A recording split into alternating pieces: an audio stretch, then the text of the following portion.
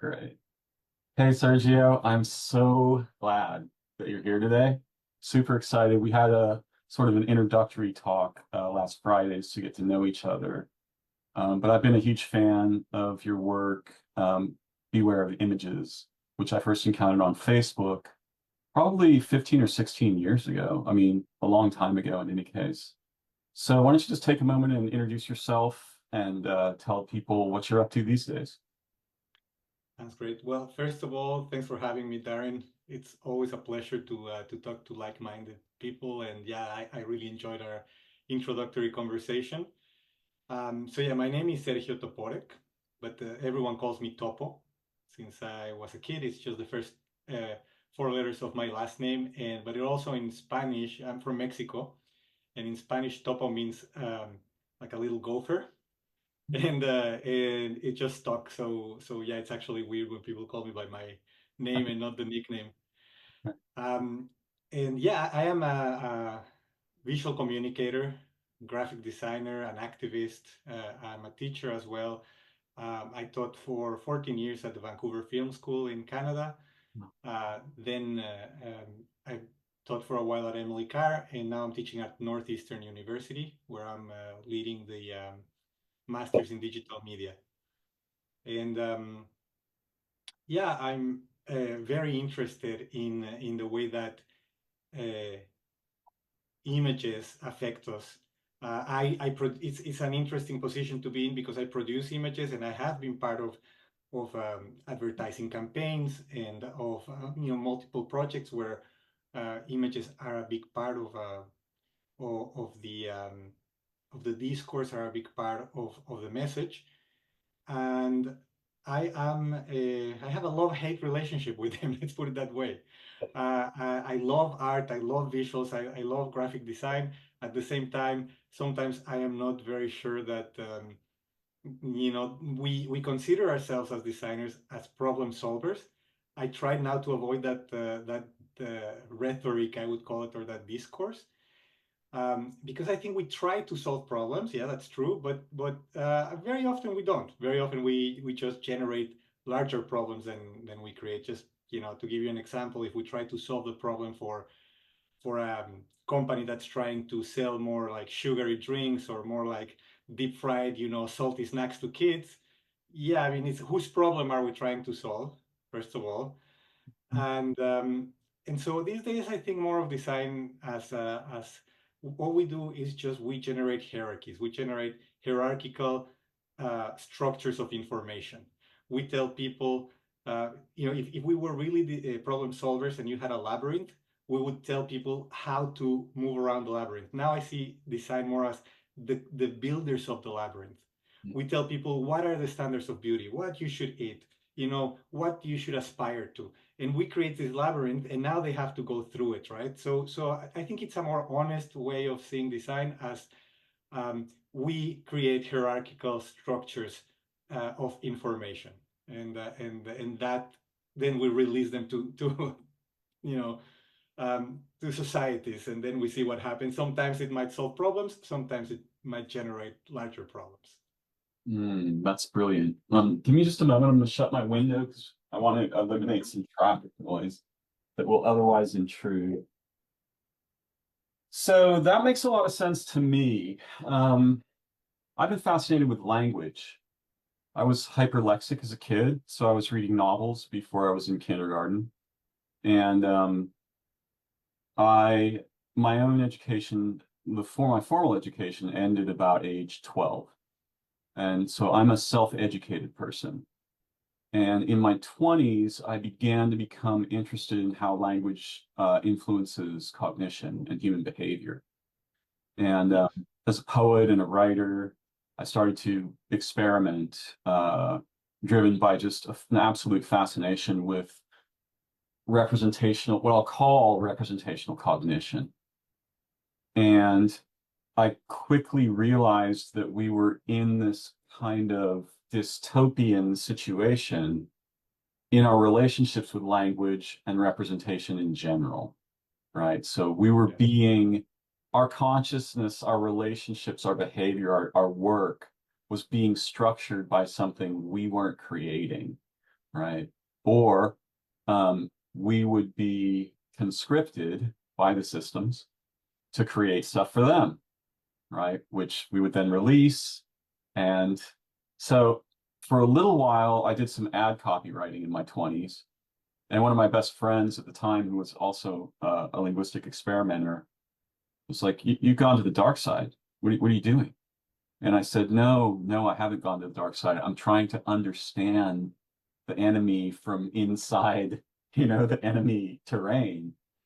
Um, Yes. so I very much relate with this dichotomy, right, between creativity and serving systems that, let's say, don't have our best interests at heart. Yes. Um, I think that's a really interesting way of framing it, because I think that to criticize something, you have to know it, right? Mhm. And Neil Postman, who is a major media critic, one of the, I mean, Jacques Ellul, him, I mean, no, Chomsky, they've written a lot about media criticism, and Neil Postman used to say that the only truly dangerous media is the unanalyzed media. Mm. And I think that goes to the point that you're making. Like, so you have to learn it. You have to understand its syntax, its structure, the way that it's used by the different agents, by the different players, and then you can start to make it less dangerous, or you can start to criticize it and bring forward uh, a sort of a media literacy that when you share it with others, it sometimes, not always, that was part of the idea of Beware of Images. I wanted to create a page and a documentary that help people understand and navigate the media landscape in which we all operate these days. And it's getting more and more complex and more difficult to navigate it as we speak. So it's been an interesting experiment. Sometimes it's been um, frustrating and even, I would say, depressing, because um, it's a flood.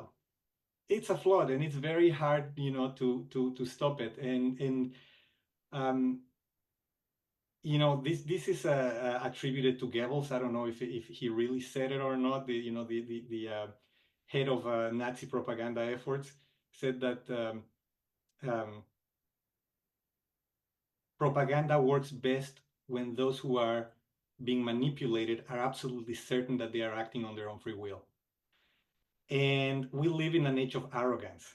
And so it's very hard to tell people, hey, look at this. You might be manipulated. You might be, reacting to a message that it's being placed there so that you do exactly what you're doing. And I think that if you don't have the humility to do self-introspection and to listen to other people, then the just to give you an example, the moment that I start criticizing, let's say, Facebook within the Facebook platform, almost immediately the first reaction is people saying, and yet here you are on Facebook. This is so ironic. You're criticizing Facebook from within Facebook, or they call me a hypocrite, right? And one thing that I think people don't understand, the most common comment is, if you don't like it, don't use it, right? And I think that what sometimes we don't understand is that, I'm going to make a hyperbolic comparison. I'm not trying to say that Facebook is it's Nazi Germany or anything like that, but I think it makes the point. It's just on a level of a conceptual level, right? Not equivalency level. Mm. They could tell you, if you don't like Mein Kampf, don't read it. If you lived in Germany, right? Mm. Or in Austria at the time. But if you don't read it, doesn't mean that it's not shaping your culture. So when people tell me, if you don't like Facebook, don't use it. It's like, yes, but I still have to go out and live in a world that's becoming increasingly polarized. I still have to go out and live in a world that it's becoming increasingly reductive when it comes to discourse. And whether I use Facebook or not, it's irrelevant, because I'm still going to have to live in that world. And so, but in a way, I compare it sometimes to how the people would go out to defend their nobility and their kings, particularly in Europe. This idea of defending your oppressor is so weird. Um, and I think it has a lot to do with when we see someone with so much power, we tend to think that they know better than we do. Mhm. Whether it's a king or whether it's a tycoon, and so people relinquish their critical abilities and become attack anyone that wants to tell them differently. Mhm. So yeah, it's a very interesting and, as I said, sometimes frustrating phenomenon. I still love it. I love doing it. I love teaching it. But yeah, it's an uphill battle. There's so much there to explore. I wonder if it might be possible for you to adjust your cam so that it doesn't autofocus because it keeps coming in and Oh out. yeah, I can turn that off. That would be Um, awesome. I'll just wait till you're done and then excellent. that's it. It turns on automatically. Yeah, I got you. But yeah, Right, it's just like everything else in our lives, right? It turns on yeah, automatically. Facebook, social media, right? They turn on automatically. We didn't start them, and now yes, we are subject.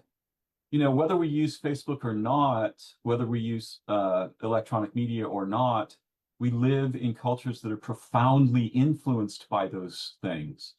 And the people that yes, we know, our family members, our friends, our teachers, our students, our coworkers, the police, right? Everyone that we know, everyone we will encounter, the people at the grocery store, whatever, wherever we are, doctors, lawyers, yes, bankers, everyone we will encounter is being influenced by this stuff. So the idea, it's like when I realized how dangerous language was, I thought, wow, we might just be better off without it, but we can't be without it, right? So then it becomes incumbent upon us, to the best of yes. our ability, to understand the structure and how it influences people and how it's abused. Um, there's so much more to say here, but I'll say something briefly, uh, Yes. which is that it's often considered subversive to question the existing paradigm or the features of the systemic indoctrination that we undergo as children and adults throughout our entire lives. Yes. It's often called subversive.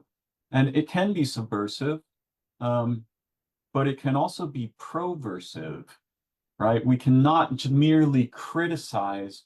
We can actually do something that is beautiful, profound, human, and intelligent that gives people an example of what the alternative might look like. What would that direction look like?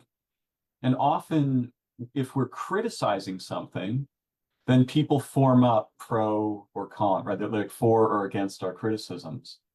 But if we invite people into the possibility of a new way of communicating together or a new way of using media or a new way of using design, then at least we are doing sort of I think a brilliant and altruistic and heroic thing. We're sort of lighthousing, right, in the storm, right? Like over here, look over here. We can do something different.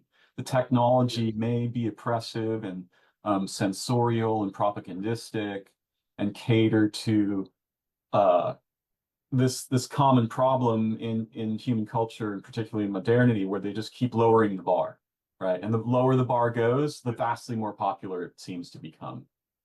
So, Yes. we face these problems, and there are ways that we can together understand how to actually either influence them or establish something profound and intelligent and exciting enough that people will defect from the other thing, right? Yeah. I think that you're right. One of the obstacles I have found with Beware of Images in particular is that that was my initial idea. What if I can use images to um, have the discourse that images are dangerous? Right. And so one of the and I wasn't expecting this. I think it's been started the page in 2011. The documentary was released in 2016, so it's been a very long time. And many of these revelations, if you want to call them, came along as I was doing the work. Mhm. And now I am not so sure that I can do the initial goal because One thing I've realized, you were mentioning language, right? And I think you're absolutely right. You have to be very aware of language. One of my favorite historical figures is Lao Tzu or Lao Tzu. Hmm. And the very opening line of the Tao Te King is the Tao that can be spoken of is not the real Tao, right? I mean, the very first line is sort of a warning against language, right? Yes. But yeah, I have to say that languages are different. So textual language is very different than visual language. Yes. And while I'm afraid of both in certain degree, I mean, in a way, the point of 1984 was, yes, whoever controls language controls the discourse, right? Controls the narrative, controls the population.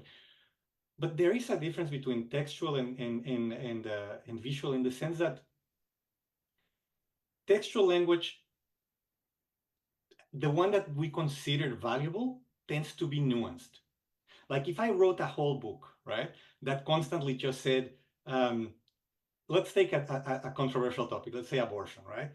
If I wrote a whole book that just constantly say abortion is murder, abortion is murder, or the opposite, right? I'm not taking any sides, right? Right. Or that said, that had page after page just making the point that it's all about personal rights. We would put it down very quickly, and we would say, okay, this is not very valuable. Images, on the other hand, are consumed very viscerally and very quickly. Hmm. So an effective text, a valuable text, or what we consider a valuable text, is usually nuanced. An effective image, the one that we consider usually, that we praise, in a way, even like with the words and whatnot, are the ones that are very emotional, strike you very hard, and move people in a very emotional way, right? And Mm. so I was trying what I realized is that I was becoming, in a way, what I was criticizing with Beware of Images. I was starting to become reductive with my own, point Mhm. that language is dangerous, with my Yes. own Yes. point but I was starting to become reductive. I was like, is there an escape of this if you use, well, first of all, the platform is reductive. It's not just the images within social media it's this whole, monster. Hmm. And um, and so that kind of like gave me pause, and I have not retaken the page for many reasons that I'm sure we're going to discuss about how Facebook operates and the way in which capitalism affects these platforms, but also for personal reasons where I was realizing, yeah, if I want to use images, it's very hard not to, because if you do an image that tries to be nuanced, it gets unlike text, right? It gets very little engagement, and then all of Hmm. a sudden you do one that is very polarizing and a lot of them with ideas that I think are valuable, but still, having that characteristic of effective images, and it gave me like time to pause and say, hey, is this even something that can be done? Can I use images to talk about this? Because the ones that I'm going, and you get into the game, I'm going to say, yeah, at first I was like, okay, how can I make the most impactful images? And the ones that hit people in a very emotional way were the ones that were getting a lot of engagement. But then when you looked at the thread that was under the image at the discussion, oh my God, it was so polarized. And was like, do I want to be the excuse for this thing to keep happening? And I have Hmm. no answer for that. Like I really, I started Beware of Images more sure of what I wanted to do than many years later. I'm like questioning how exactly I should continue this and how should I approach it. That's brilliant. Again, there's so much richness there to explore. So I want to talk briefly a little bit about my own history here for a second, for a moment. Um, I was very pro computer. I was working with computers by the time they were first introduced to public use. And I was interested in publishing music and education primarily, but also some graphic design as well. My mother was a graphic designer. Mhm. And so I ended up accidentally getting a job at a printing house. I actually wasn't trying to get this job. What I was doing was coming to the Bay Area to drop off some of this magazine I had published. And in order to keep getting unemployment, I had to be, like I'm looking for work, right? So I stopped at this place and I ended up actually getting a job there. The guy was like, "You're a computer guy, right?" And he was from Iran. His name was Mansour Asadi. I think he still runs a print shop there called Bacchus Press. And he's a photographer. And so he's like, "You're a computer guy, yeah?" And they put me through some tests and I passed with flying colors. He's like, "Okay, if you want to try this, I got a room full of like 20 grand worth of equipment. If you can make it work, we've got a job." It's like, I can do it. And a lot of it was new to me. And one day he sat me down and he was like, "So you like computers?" And I'm like, "Yeah, I think they're amazing. I mean, I love working with the machines you have here." And he was like, "Well, I want to tell you a story about my family." I said, "Okay." And I'll try to tell it as briefly as I can. Apparently, IBM gave a computer system to the Shah of Iran to track dissidents with. And Okay. when the Shah fell, this computer system went into the hands of the Ayatollah. And they sent out letters to students, to Iranian students all around the world. And they're like, "Come home. Well, everything's forgiven. We'll give you scholarships. Just come back to Iran." And so he had a large family and they weren't immediately able to get in touch with each other at this time due to the situation in Iran.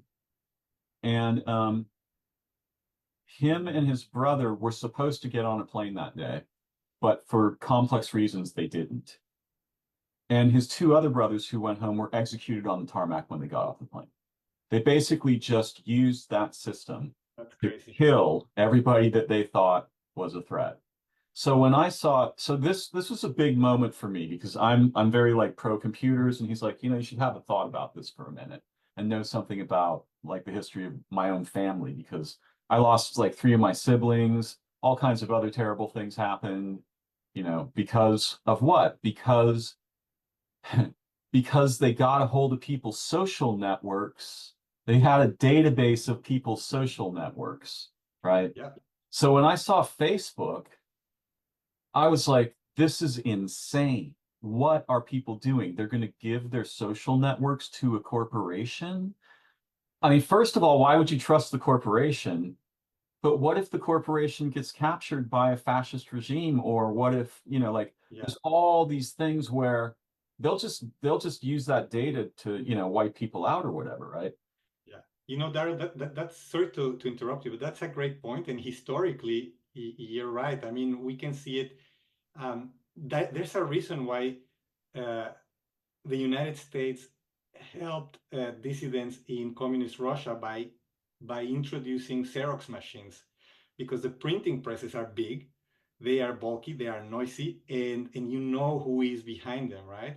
Well, the Right. Xerox machines made it, anonymize the whole thing, and that's why when people were comparing the samizdats, which are these documents that were printed, these pamphlets that were being printed with Xerox machines in Russia, they started comparing them to the Twitter revolution in the Middle East, like, oh, it's just like the Samis. I was like, no, because in this case, you know exactly the information of everyone participating, and that makes it a very, very dangerous analogy. But sorry, I interrupted you. No, It no, was a thank very you. interesting That point. that's absolutely brilliant. There's a difference between, I think there are two features that are extremely important to human social relationships and human cognition itself. And one of them is the possibility of anonymity, and the other is privacy, the assurance of actual privacy. And both of these things have completely disappeared in our culture. I mean, I have some plans around that, but I'm just like you in a way. I'm a feral activist, right? I'm out here on my Yeah. own trying to understand the situation and perhaps seeing, what directions can we take it in. Um, yes, the image thing. Okay, so there's a few things I want to cover briefly, and then we'll return to the sort of more meaty topics. If you don't Sure. mind, I'd love to know anything you care to share about the history of your literary, academic, and creative interests. How did you get started? Tell us about your youth. Yeah. Well, it's a. I'm gonna try to make it as concise as possible. I would say uh, a lot of it has to do with my upbringing in Mexico. I grew up in a country um, that was colonized by the Spaniards, but that still has a lot of the original cultures and peoples there. But Mhm. also I was raised within a Jewish family and was sent to Jewish school in Mexico, Mm. where there was a lot of indoctrination and propaganda. Mm. Uh, and and then at age 7 or so, I started having these very limiting epileptic seizures. And I think this was a blessing in disguise because these seizures would give me horrible migraines. And I took medication for these for decades. Part of the process was spending a lot of time in the dark doing breathing exercises and trying to fight the migraines by just doing the breathing, but also being in very in a dark room with no noise, with no. And I think that kind of gave me a space to start thinking about things that maybe as a 7-year-old, 8-year-old you don't think about very often. And that included, my religious upbringing and included my social upbringing. Um, I became an atheist at 11 years old, which I think is not very common because of these sort of questionings. Um, was still made to do my bar mitzvah at 13, which I have to admit, it was great because of the presents. I was like, okay, whatever, bring the presents on. But I didn't believe at that point in any of the religious, stories behind it. And then uh, I started getting very interested in like I don't even know exactly. Well, I know how I ended up in graphic design, and it's a ridiculous story. But I love philosophy. I love mathematics and physics. Those were my primary interests. And I read quite a bit about that. When I was young, mostly it was science fiction. Of course, the classics, Asimov and Arthur C. Clarke and all that. But being in a Latin environment, I also got exposed, to Mexico. For example, in Mexico, we have this author called Juan Jose Arriola, which is not as well known as Jorge Luis Borges, but they are in the same, they write in the same vein. It's kind of like they are both, I would say, very influential for the magic realism that came after. And so it's its own flavor of science fiction and fantasy, if you want, a very Latin flavor of science fiction and Mm. fantasy.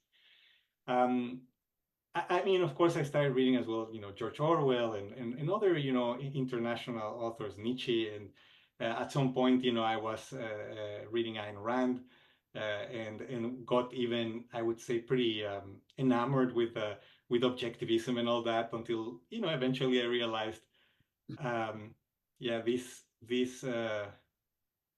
um, this is in a way it's on science fiction.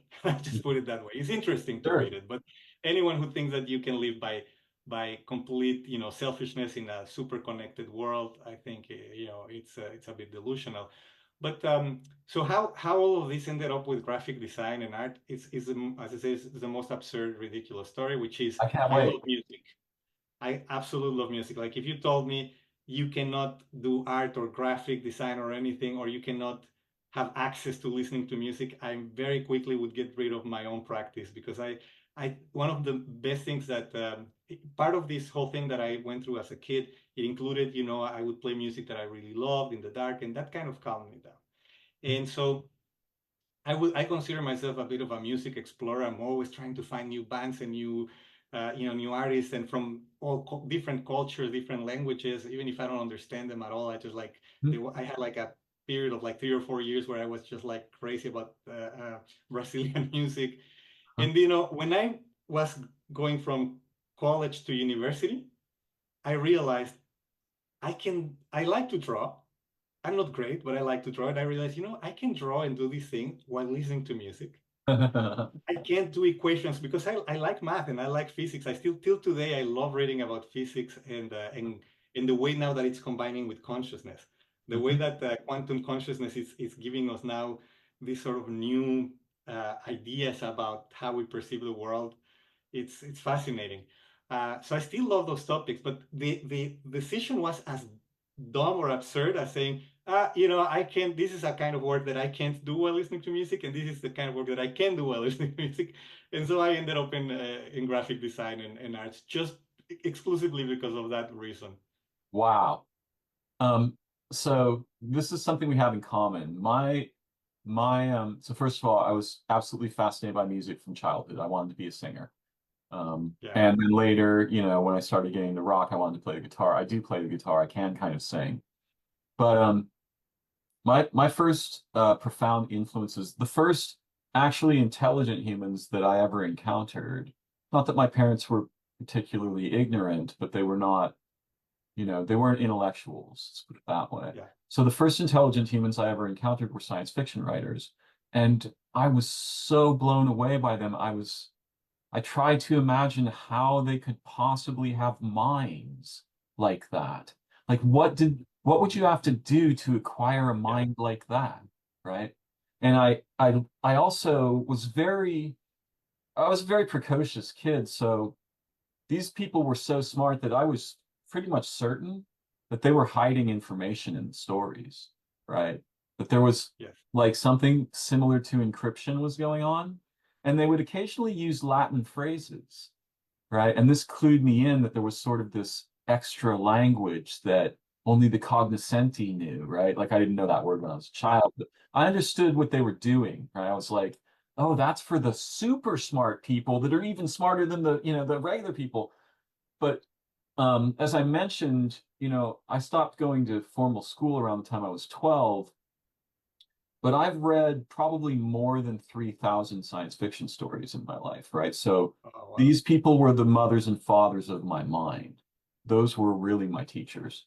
And that led me on wild adventures and quests. I'm curious if you were ever muchly exposed to comic books or what you thought of cartoons. Well, I loved cartoons as a You did? kid. Yeah. And in Mexico, we didn't get too many. Like I'd have to wake up very early, and we had cable TV at home. So I would wake up Saturday morning and try to catch. And I would say, most of my English, even though I took English in school, I think most of it I learned it through cartoons, reading, books, watching movies, music. Like I wanted to learn the lyrics of the stuff that I was listening to. But comic books is I never got it. There was not a big comic book culture in Mexico, at least not where I grew up and when I grew up. Mm. I don't want to generalize because Mhm. I might be wrong, but Right. not where I grew up and in the time when I grew up. I know that now, especially since the explosion of manga everywhere in the world, and comic books are a big business these days as well, right? But comic books, from what I remember in growing up as a child in Mexico, were mostly like in the newspaper strips and that kind of thing. I never really. Um, I know that there was a market for national comic books, and if I think about them, Kaliman and some other, you know, let's say local superheroes existed. Mhm. It was perceived, I think, like in much of the world, as a lower form of art. As was And science fiction, yeah, right? Science exactly. fiction was really, sort of sidelined, which I think is very strange, but yeah, I'm with you. Yes, but no, I never got deep into comic books. I have students that love them and have been introduced to some really interesting content, but I have not. To be honest, like by the time I learned about comic books and could have gotten interested, I was almost disinterested in fiction in general. Um, I these days I find like time is very it's a precious commodity. Yeah, I'm And very similar. I Yeah, enjoy fiction. I'm not going to say I don't enjoy it because so do I. it's not that I don't enjoy it. I still enjoy reading a good fictional book. But Mhm. if I have to say, oh, okay, I want to, there's the option of learning the new theories about, let's say quantum cognition or whatever, or Mhm. reading a fictional story, I often end up going for the nonfiction literature. Yeah, it's the same with me. It started to change in my 30s. I began to read literature actually in my 20s, which was a totally new thing for me because I only read science fiction or fantasy, right? That was it. And then I heard Sting singing about this guy Nabokov, and so I got one of Yeah. his books, and then pretty soon I had a book by Sartre, and it just started getting weird. But I don't want to get too far into my own history here. I want to ask you, in your youth, were there any specific, did you have heroes? Were there people who you looked up to and you felt you wanted to emulate? Tell me anything you care to share about that. Yeah, mostly they were musicians. Uh-huh. I loved, well, I early on I started to to get into music that the lyrics said something that I thought was important or interesting. Mm. So I mean, maybe because now he has won the Nobel in literature, I can include him in my literary influences. But Bob Dylan has always been a hero of mine. Yeah, yeah. I love his poetry. Um, but yeah, back then, I mean, it was mostly I think musicians and also scientists. Like because I was into science and science fiction, Asimov was a hero of mine when I was growing up. Um, and Yeah, I think Carl Sagan. When the first time that I watched Cosmos, because it was translated into Spanish, and Oh, it was wow. shown in Mexico, it blew my mind. And so early on, I started to think, yeah, these guys know stuff that I don't, and stuff that seems really interesting. Yeah, And yeah. I want to learn more about it. So I would say, uh, yeah, those were the people that I looked up to. Mostly it was like this, scientists and musicians. I love those two. I mean, a lot of the people that you've mentioned when I was growing up, I started reading as well. Like Kafka and Sartre and you know Schopenhauer and Nietzsche and all of these. Again, it was like really, compared to the scientists, these guys were not trying to, that's what I thought. They are not maybe trying to find the answer to the riddles of the entire universe, just the riddles of their own personas, right? Mm, And to me, that was like, I think that you can get from one to the other, you can cross that bridge. And so this relationship between uh, philosophy and science that uh, I think at some point they were the same thing, and then the scientific revolution started to build sort of artificial barriers and silos between all of these different disciplines. And I think now we're moving back to realizing what I think a lot of ancient cultures kind of understood, which is it's all connected at the end of the day. yeah. uh, and you can reach answers from so many, accessing them through so many different access points. And so, yeah, I think that's mostly who I admired as a kid. Hmm. And what was your education like? What did you do? Did you go to college? Yeah, all of my education was in the Israelite school in Mexico, which is Oh, wow. mostly, pretty much Jewish school in Mexico City. Hmm. Um, I would say the experience was very formative because it made me realize something that till today I find very fascinating, which is it's not about what you learn, it's about how you interpret it. Hmm. Because, let's say that we had classes about the Holocaust, for example, right? And a lot of my friends, and this is not just from school, it comes also from comments they would hear at home or whatever. They would end up like, let's say, hating all Germans or something like that. And I'd be like, no, I mean, I listened to the exact same story you heard, but to me, the conclusion is very clearly that prejudices are terrible, right? Right. So the same And story fascism or something. Yeah. yeah, the exact same story can engender prejudice in a person, or can take a person to say, oh, wow, prejudices create conflict and create chaos and create war. And so that was until I graduated from college, and then I went to university for graphic design in Mexico City, Mm. and that was sort of like the first time that I went outside of this cultural ghetto in a way. I mean, of course, being in Mexico, it's a predominantly Catholic country, so Mm. it's I mean, you can't help but if you're curious and interested, you can't help but learn about everything that you encounter.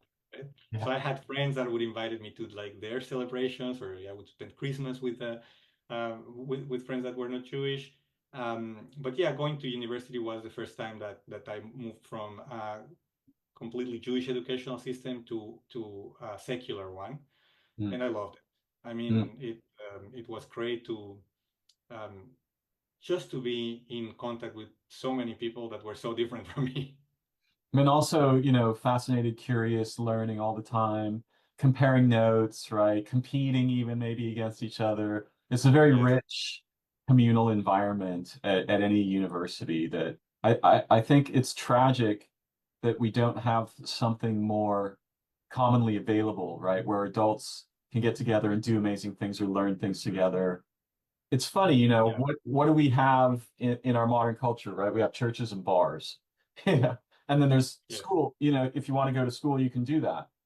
But it's weird that we don't have something more like the Agora or something, right? And I guess the internet is supposed to sort of be like that. And in some ways, there's a piece of that happening. Um, Yes. I want to circle back to something you said earlier about the difference between language and images, and how nuanced language tends to get attention and be celebrated. Whereas with images, you can do something that's very sort of primal, right? And or Yeah. even Actually, that's the one that gets the most attention and the ones that right. are celebrated to a certain extent. Yeah, I mean, this is weird because there are factions of the systems in which we live that actually study this on purpose to specifically manipulate populations, right? So this Yes. has perhaps always been true, but it's never been true to the degree it is today because now you can run vast broad scale experiments in seconds, right? And get data back immediately and just modulate your program and determine like you can basically do gain of function research on information warfare, right? In real time, right? So it's pretty scary. But you were talking about eventually you got to the space where you wondered if what you were doing was even if you could even continue doing it, right? Yes. Because it was starting to produce like the stuff that you produced that engendered conflict got a lot of airplay. And you weren't there to engender conflict. You were trying, I think, if I understand your work to some degree, you were hoping to sort of shine a light on some of the problems and the dangers of the systems that we're interacting with. And I Yes. had a series of similar moments in my own work because I work very intimately with language. And I started to realize that negative statements, especially if you tell someone not to do something, if you Hmm. suggest that something shouldn't be done, if you look carefully at the structure of the statement, you almost always have to do the thing you're asking people not to do to make the statement, right? Yes. Certain kinds of statements in language are autoironic, and many of them have to do with either criticizing something or indicting something. I could probably give an example at some point. I don't have one off the top of my head. But even if I say, for example, language is an extremely dangerous thing. We have to be really careful with it. Well, it's the same problem, right? I'm using the language to tell people to be careful with it. Am I actually being careful with it? Probably not, right? The Yeah. statement is so Mhm. simple. Go ahead, please. Yeah, because I think that's the problem that um, the statement, it reminds me of Alexander Dumas' statement, all generalizations are dangerous, including this one. Including this one. Yeah, because but the thing is, usually if you are having a conversation on oral or textual language, if you're exchanging emails or letters, right? But with let's say that oral and textual language, it's rare if you have two interested parties that it'll end with a generalization and then you continue, right? Visual Right. language, I would say most of the time actually it ends with a generalization, and Uh-huh. it and And the more that you have these conversations on oral or textual language, usually the more that you tend towards the center and the more that both parties start to question their initial position. Mm, With visual language, it reinforces them. So mhm, you feel like, oh, there's not even a point in continuing this conversation, even if there was a way of continuing a visual, a conversation exclusively through images, as we do with oral and textual language, even if it existed, which I don't think that we have actually an equivalent, but let's say that we had it, mm. because they are geared towards primal and visceral reactions and towards making you more certain, not more doubtful, right? Then you Right. don't see a point of even having to continue the conversation in that type of language. And I think that's why it's so well. One thing I should say also is that the platform is very important. The platform is very important because um, in the case of Facebook or social media, and we call it social network. I even have a problem calling it, talking about language. Um, we call it a social network. It's really a marketing and advertising network. If I run a business, I love this example, right? If I run a barber shop and you go there and you see the same people over and over, and you like to go there to get your haircut because you see the same people there and you talk to them, that does not mean that the owner of the barbershop is running a social club, still running a barbershop. And so, who are the paying customers? The paying customers of Facebook are advertisers or marketers. We are not the paying customers. The business that they run is an advertising and marketing network. That is the actual business. We just happen to be there and just happen to socialize there. Mm, But advertising uh, does something when it's done well. What it does is it segments populations, right? mhm. So when we say, oh, why is this, Mark Zuckerberg might say that, that polarization existed before. And yeah, to a certain degree, it's true. But we never had a network that was exclusively, with an algorithm automated working 24/7 and I'm not saying that his intentions were to polarize society. The intentions were to fragment it. Because if I'm going to sell you people that are Republicans or that are Democrats or that are pro Coke or not pro, that like Coke or like Pepsi or like DC Comics or like Marvel, it doesn't matter, right? The whole point is that I want to assure you that I am giving you the right segment. So what we're doing here is having an automated algorithm and this is the whole thing again with artificial intelligence, which I'm sure we're going to get to talk about, is once we start um, outsourcing this to intelligences that can take so many uh, um, data points, work incessantly 24 hours, 7 days a week, nights and days. And we tell them, yeah, give me, segment this population so that I can sell it to advertisers. That might not seem horrendous, but part of that is that I need to reinforce whatever is going to help me assure the marketer that I am giving them the right people.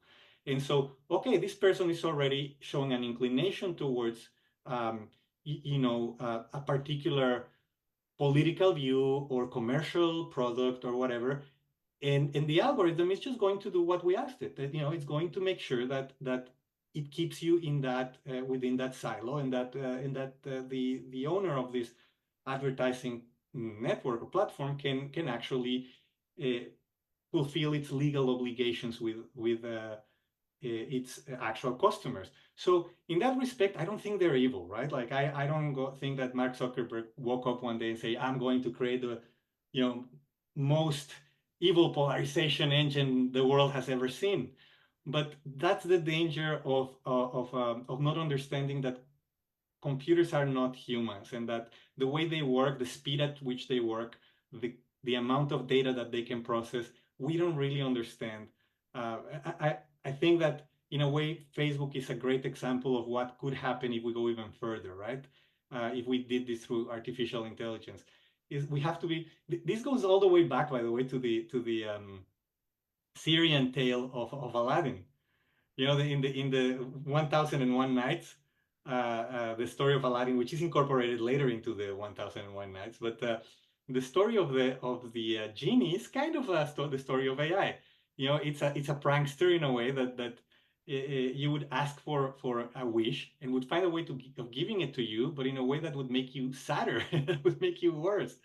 Mhm. Um, and so all of this, that's where I love fiction, where they, you know, where they say, hey, careful with this, careful with language, right? This is a mostly, I mean, the genie story is a tale about language, right? And Mhm. about unrestrained desires and wishes. I mean, it's a different from, yeah, coming from a different culture, but it's kind of like the idea of King Midas. I want, you know, everything that I touch to turn to gold, and poor guy, you know, starves and can't have relationships, and so I think that these are all ancient tales that are super relevant to algorithmic implementation of uh, business agendas. In the case of Facebook, I think that is a double whammy. Is it moves more to why does it move more towards visual culture? Because if I share a super nuanced 15-page article with you, you go out of Facebook to read it for 15 minutes. So you're not paying attention to their feed. Mhm. And then you come back and you say, oh yeah, I like it. What did you like? You know, if the article is nuanced, they can't now peg you into something specific. But images are great for them because a meme that says, you know, abortion is murder, you very quickly, you know, and viscerally react to it. I like it. Boom, move on to the next thing, right? Mhm. So they have an invested interest in visual language because it very quickly and very efficiently the algorithm, you know, knows that with this kind of language, it'll get as many data points on you as it can in the shortest amount of time. And Wow. Okay. So that's super important. You know, this, okay, again, this is so much here to cover, but, so I write, a lot, and I write about cognition, language, culture. Um, and I'm an activist, and I'm concerned with, trying to help people to see better and perhaps see both the threat landscape and the opportunity landscape that language, images, and technology present to us. But something you said here is really important. Um, if I could write something really amazing, and it could be a single paragraph, and I'm capable of writing an amazing paragraph. It'll get like 10, 15 views, maybe, maybe none, maybe two, right? And we're going to talk about throttling because we've both been throttled by Facebook. But I can like put up a meme or just a little video of a bird landing on my hand, for example, and that thing will, you know, that'll get like 100, 200, 300 views, right? yes, So it's obvious that Facebook caters, the images specifically cater to Facebook's um, sort of way of doing gain of function human segregation, right? And there's oh, another question here that I think is really important, which is that you might start out trying to analyze market segments, and this falls under the rubric of something I learned from a brilliant science fiction novel. It's not one of the best things I've ever read, but it introduced some amazing concepts to me called Lexicon by Max Berry. And in that book, there's these researchers who discover that there's a way to use language to cause humans to behave in specific ways. And so what they do is they use an analytic process called psychography, which we actually use. This is language from advertising to segment humans. And then once they segment them, they can determine which kinds of what specific phrases will cause certain behaviors. Um, So there's a real problem here for us because Facebook might have started out in a relatively analytical or, you know, like let's determine who wants what.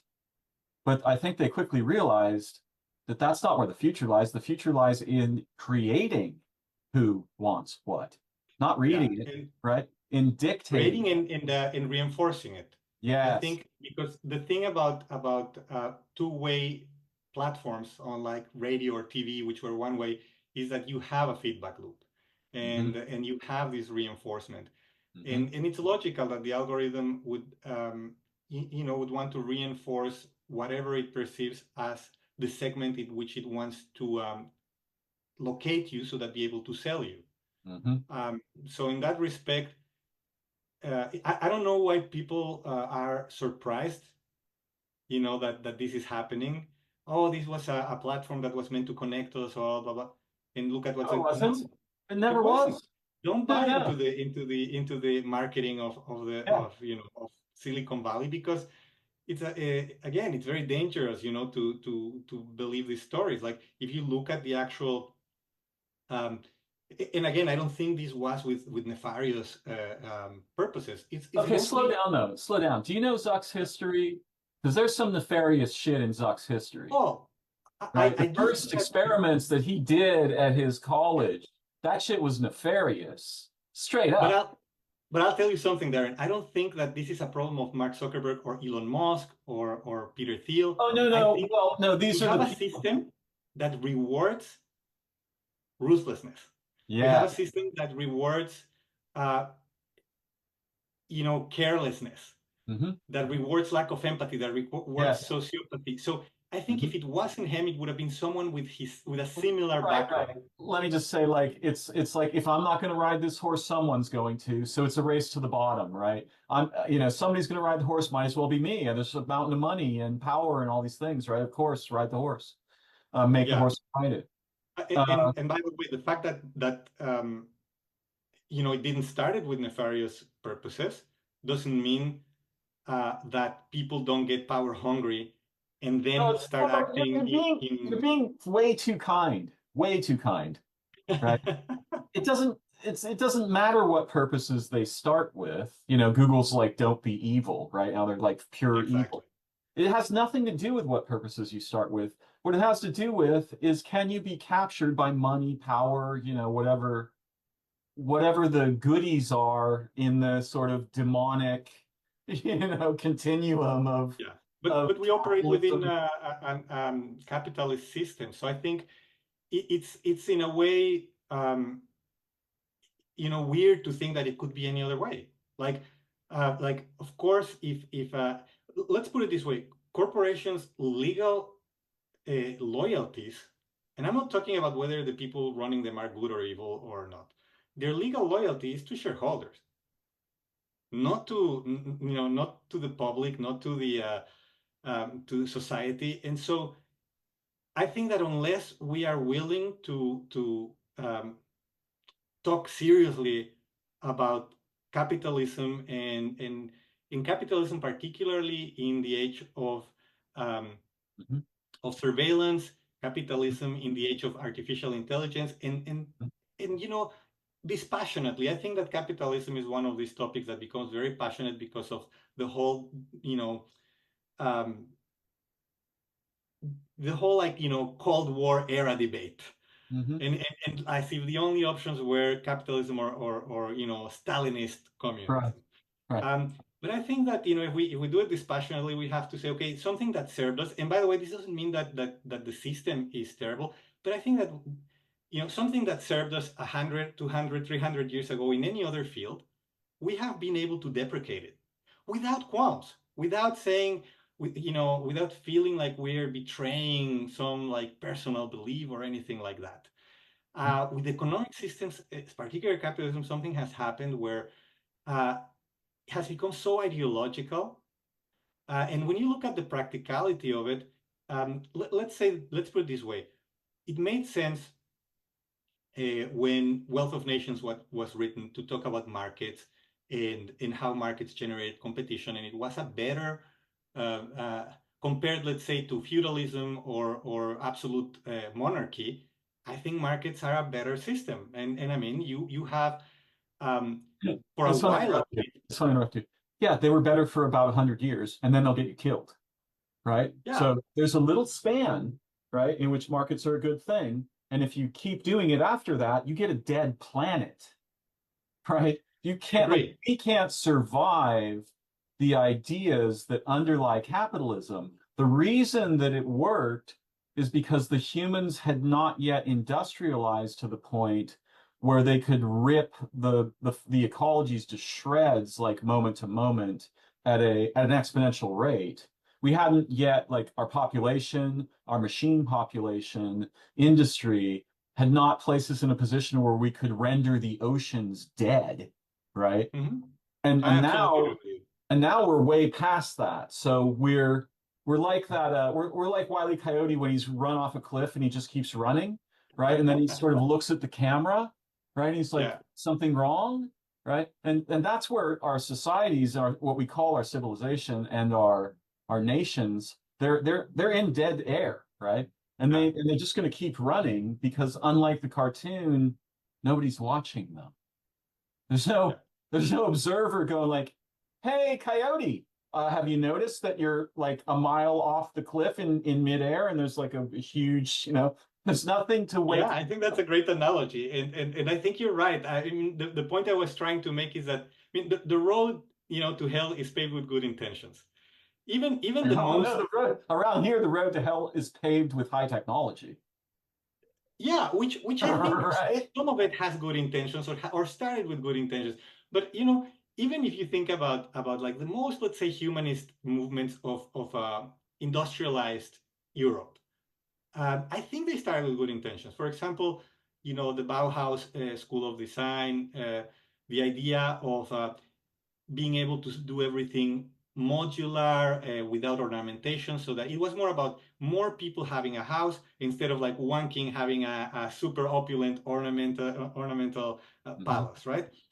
Um, but when you turn it into an ideology, right? When you put if you put nations before people, if you Yeah. put religion before people, if you put monarchy before people, it's when you say I'm going to put profit before people, the moment you start to take abstracts, collective abstracts, and make them more valuable or more important than the people following them, I think that that's where the imbalance starts to happen. And now we think that competition, markets, profit, we have to protect them at our own expense, just like we had to protect, the clergy at our own expense, or But the king. whatever other system that we had before. And Sure. so I think that, and that's in our preliminary conversation, that's why I was telling you that I don't think this is a problem of technology, but this is a problem of the economic system that we like, the umbrella economic system under which we operate. Because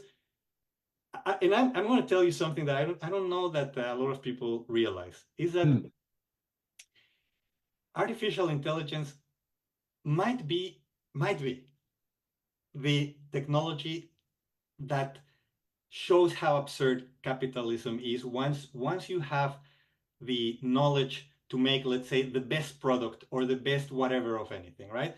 When capitalism started, and I could make my product with the very limited knowledge I had about that particular product, and you made yours with the very limited knowledge you had, and everyone made their product with the limited knowledge they had, then they Oh, competed.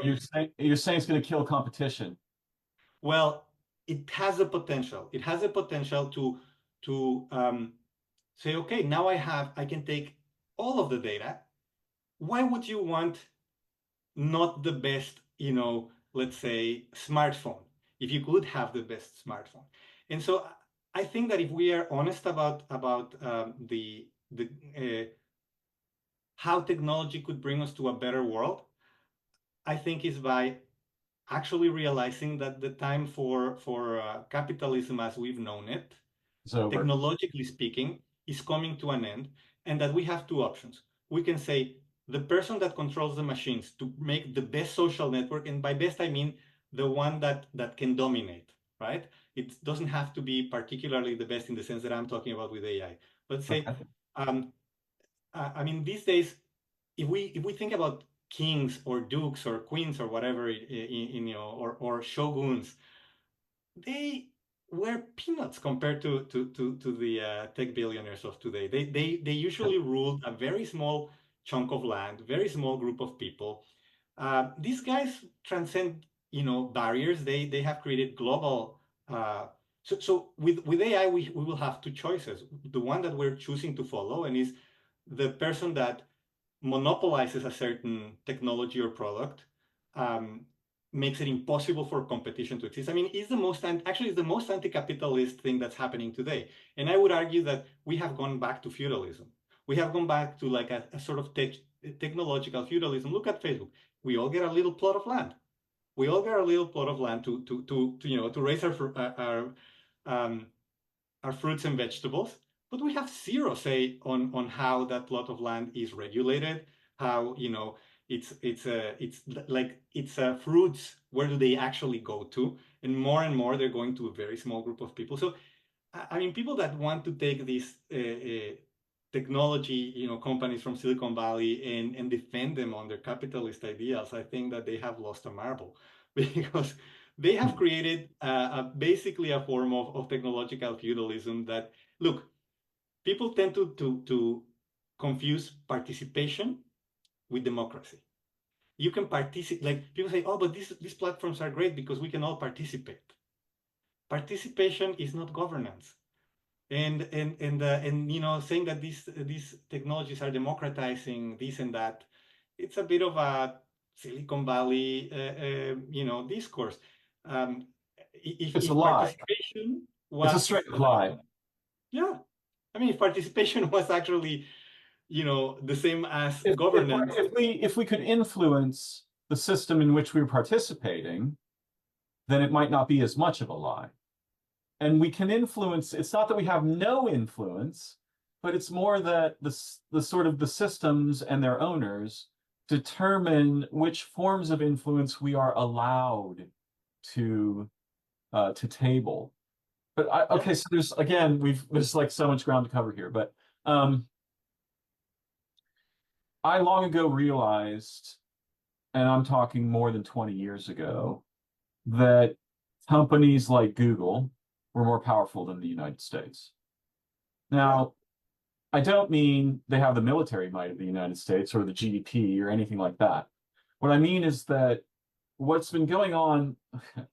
So the first problem is when humans started to have money, that was a huge problem because now you have this thing that overrode values. It overrode relationships. It overrode tradition. It overrode your family. It overrode history. It overrode everything about being human. Now there was a token that replaced it, right? And that had, in a sense, more power than than any human behavior or idea, right? So that was a terrifying invention, and it was a slow process to invent money. In some ways, money might have been the worst thing that ever happened to humans. Um, Well, I mean, if you go by the Native Americans, the three devils that they call them was private property, money, and religion. That yeah, was what there were indigenous people who used to trade these specific kinds of shells, right? I read about yes. this somewhere. It might have been in the the Dawn of Everything. I don't remember. But anyway, they used to trade these specific kinds of shells, but they didn't care about the shells at all. The reason they traded the shells is because they like to go to the other island and hang out and you know, eat food and drink things. And so the shells gave them a sort of a reason to travel, to go through the trouble of traveling, right? To trade these Yeah. shells and stuff. So the shells were sort of like an extra side thing, and that's not so bad. But once you have commodities, you're in for hell, right? It's gonna burn the possibility space down of the possibility space of humanity down to stuff that just stacks up, tokens in banks or whatever. But what I want to get at is that what started to happen and what's happening now, and I think the common people are not very clearly aware of this, Hmm. is that human attention became the new commodity, right? That became more valuable than money. And Yeah. so the first people on the ground there, Google and Facebook and Twitter, I mean, it started out with things like MySpace or whatever, right? But the first people on the ground there, those are colonizing systems. And they're not merely colonizing, they breed new forms of recolonization. They're like recursively self-colonizing systems. And this is something that was Yeah. impossible without computers. You couldn't establish something like that. Well, and I think you're absolutely right because even if you read Shoshana Zuboff's book on surveillance capitalism, there's an analogy she makes that I love because I think it's Mm. so accurate, where she says when the Spaniards arrived uh, to colonize people, they by law they had to read them this document called the requerimiento, right? And this requerimiento informed them that they were now subjects of the Spanish crown, and that it informed them of a bunch of things. It was written in Spanish. These people didn't understand a word of it, right? But they had gone through the legalistic, procedure of reading it to them, and people signed without knowing. And she makes the point that um, all of these user terms of service that we just sign and sign and sign are not that different from the requerimiento. They are written, Oh, brilliant. legalese. Oh, We don't know exactly what the implications are, except instead of colonizing land, it's colonizing the mind, right? and our relationships, right? Oh, there's so Yes. much here. Okay, so a few things. I'll try to keep it brief because there's a lot of ground to cover. So, Mm-hmm. these billionaires, these companies became basically like gods, right? They're essentially gods. They have the powers that gods have. And they're fracking our minds, relationships, futures. They're fracking our family histories, and they're fracking our progeny who aren't even born yet, right? They're just sucking resources. And if you ask yourself, okay, this is the craziest thing ever.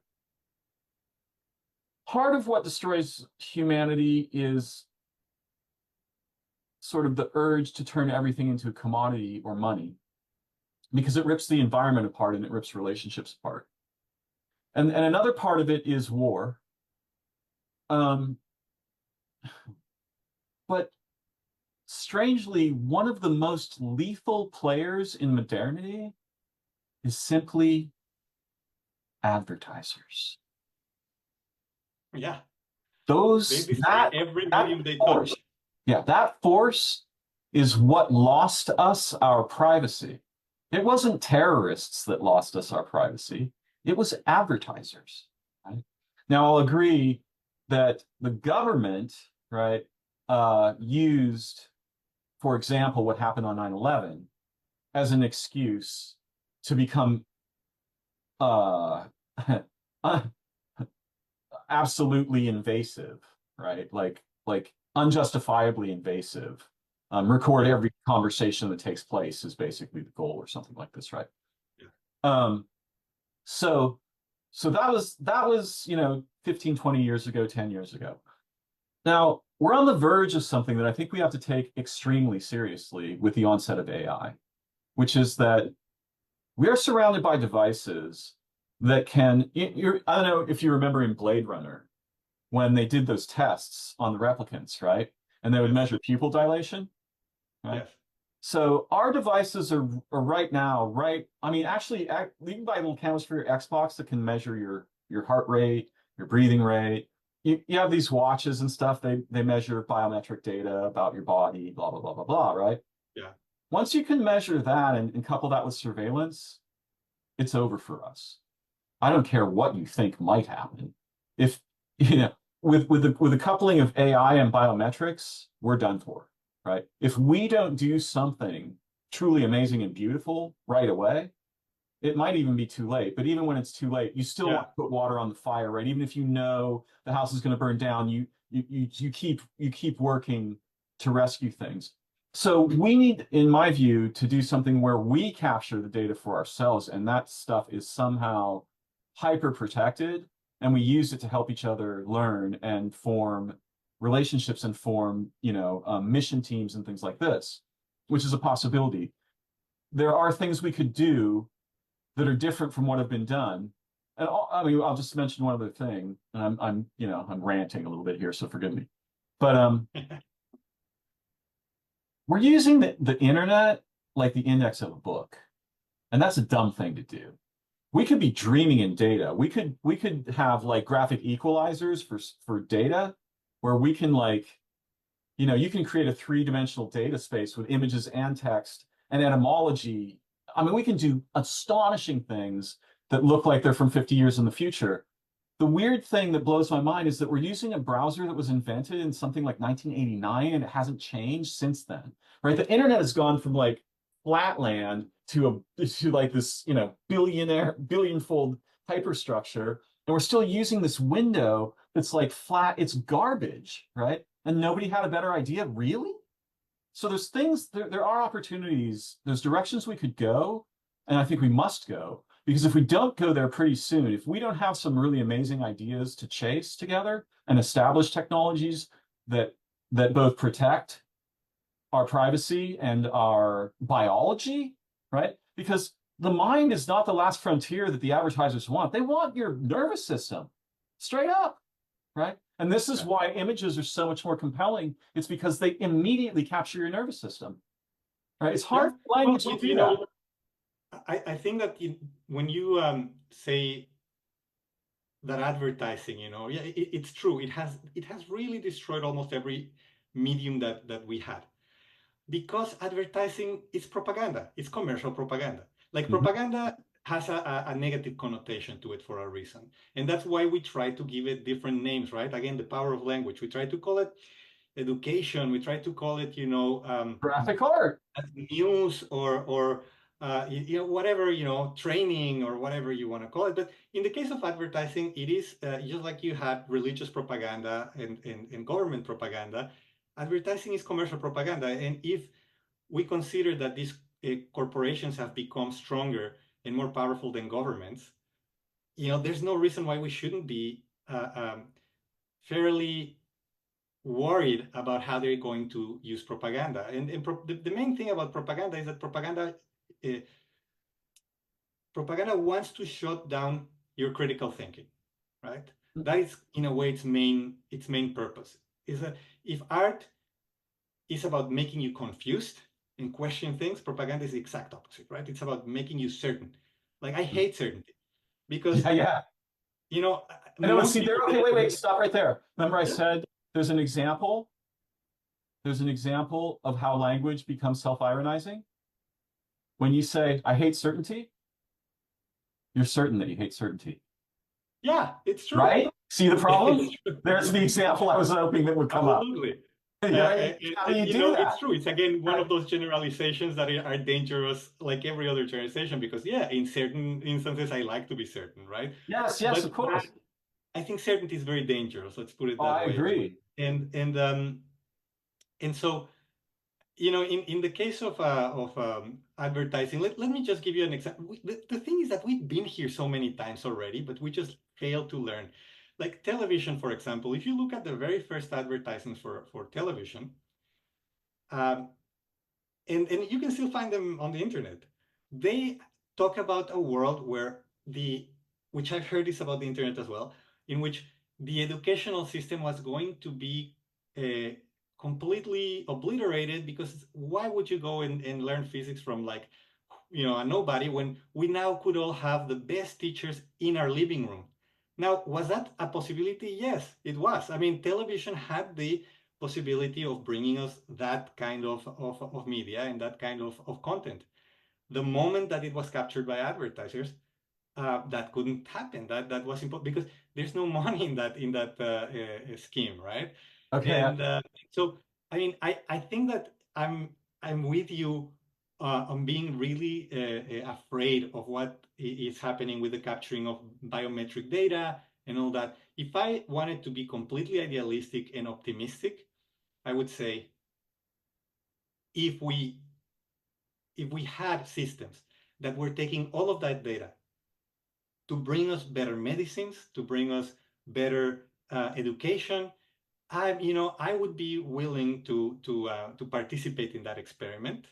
But I know that it's impossible for that to happen under capitalism. Why? Because look, it's all about what you optimize, right? Facebook optimized for segmentation, so we end up with polarization. It's the whole, like, Neil Bornstrom paperclip thing, right? If you tell the algorithm or the AI that you're optimizing for the production of paper clips, it's going to go and mine the trace minerals in our bodies, and everything that it can find is going to turn the whole universe into paper clips. And people think, that's a scary, that the scary thing is like the Terminator. These things gain consciousness, and actually the scary thing is that they have no consciousness. That if you give them a parameter that is wrong and they can implement it fast enough, then we don't actually know. It's, again, the whole genie thing, right? We need to be very careful about what we ask. But we do know for a fact that we have a system that is programmed to optimize for profit. If we have to throw away food because it's not profitable, if we have to turn systems, media systems to trash with advertising because it's not profitable, we are going to do it. And until we are, honest about it and say, it's not the I'm with you on like really disliking the people that embody all of this. I really dislike the let's say uh, the people that got to the top, and it could have been them, it could have been Mark Zuckerberg or Elon Musk or whoever else. But in reality, we have a system that doesn't allow for anything else. So it's a waste of time to kind of like, and that's what happened to me with Beware of Images as well. I realized that I was attacking the rash and not the infection. Like, Yeah, yeah, you know, it's yeah. like, okay, so I'll do a meme that makes fun of Elon Musk, or I'll do a meme that makes fun of the people that I think represent what's wrong with the system. But that doesn't really do anything because it couldn't have been any other way. Like if we optimized for profit, and that's the system that we have, uh, well, that's the kind of leaders and the kind of media and the kind of food production and the kind of everything that, that we are going to get. And I think that for the first time in history, we might, I don't know, but we might get to a technology that would allow us to make better decisions, much better decisions. But if we say optimize for segmentation, because that optimizes in itself for capitalization and for profit, we can't be surprised when the result is polarization, because polarization is other word for division and it's other word for segmentation. So it was a natural thing that was going to happen, right? Just accelerated by technology, but natural. Okay, so there's a bunch of I've got a bunch of bookmarks in my mind again. So the first one is the humans are trying to invent God. What could go wrong? Right. And the second one is you keep saying this word we and us. And I, Mm-hmm. I just I need to push back a little bit against that Sure. because it's my experience that what's going on in our world is not human. Corporations are not human. Nations are not human. Advertisers are not human. Those things are like, they're almost like demons. I'm not trying to be religious. I'm trying to say that they have endless hunger for power, wealth. They don't care about the Yeah. consequences. If they kill people, they can say, like, ExxonMobil can say, like, oh, we're terribly sorry about what happened to the ocean, right? It means nothing because there's no one there to be sorry. Those things are dead inside momentous processes. And one of the things that you were saying when you were talking about Facebook, and we're going to start talking about BOI at some point here, but I mean, this conversation is so amazing. I'm just having a blast. So we'll go wherever we go. Thank you. Same here. Yeah. But one of the things, okay. So there are these momentous processes that seem to sort of capture humans, and then the humans enact these processes generation to generation to generation. And this is one of the problems with language. The language that we use today is not like the languages of the ancient Hebrews or the Greeks. Those languages had rich, profound, poetic, connotational manifolds surrounding the words, so that it was impossible to have like just denotation, right? That is AX. That was just Yeah. not even a possible thing you could say.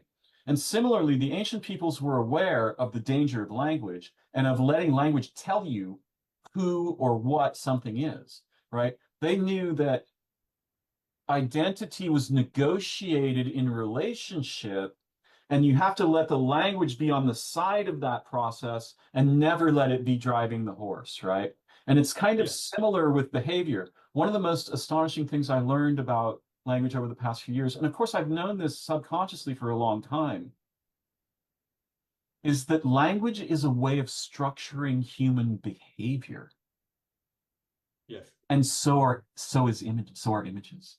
Images are a That's what I way was, of go back structuring. to the beginning of the conversation. I was telling Yes. you, I realized that my job as a designer is just to organize language, call it textual, oral, visual, in Mhm. order to affect behavior. That's Yes. it. Whether Yes. I solve a problem or not, that is completely, that is Yeah. that is the BS of the industry. But in Yes. Yes. reality, all we do is we use language to structure it in a way that we get the behavior that for whatever agenda or reason we are looking for. Yes. That's Okay. it. So there's one other thing I want to just briefly touch on, and then hopefully we can, well, we'll go wherever we go. our nation, this nation, or actually, let's call it the West, right? It's Mhm. not as much Canada as it is the United States. The United States is ground zero, the petri dish for gain of function psychological information warfare. And Yes. the common people have no conception of what they're being subjected to and how rapidly it's transforming what it means to be a human being or have a mind. They're incapable, they don't have any way to understand the scope and the depth of these matters. But we have become basically a lab rat for China, Russia, any other bad actor, right? And it's primarily because we are not, the United States is not as,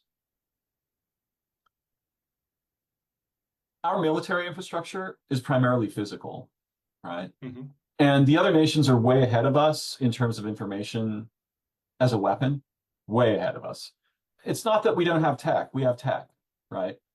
But we spend, like trillions of dollars on physical machines and soldiers and stuff like this, right? Which is a dumb Yeah. idea in this age because the weapon of the future is obviously you don't have to fight someone who can't form up against you, right? Yeah.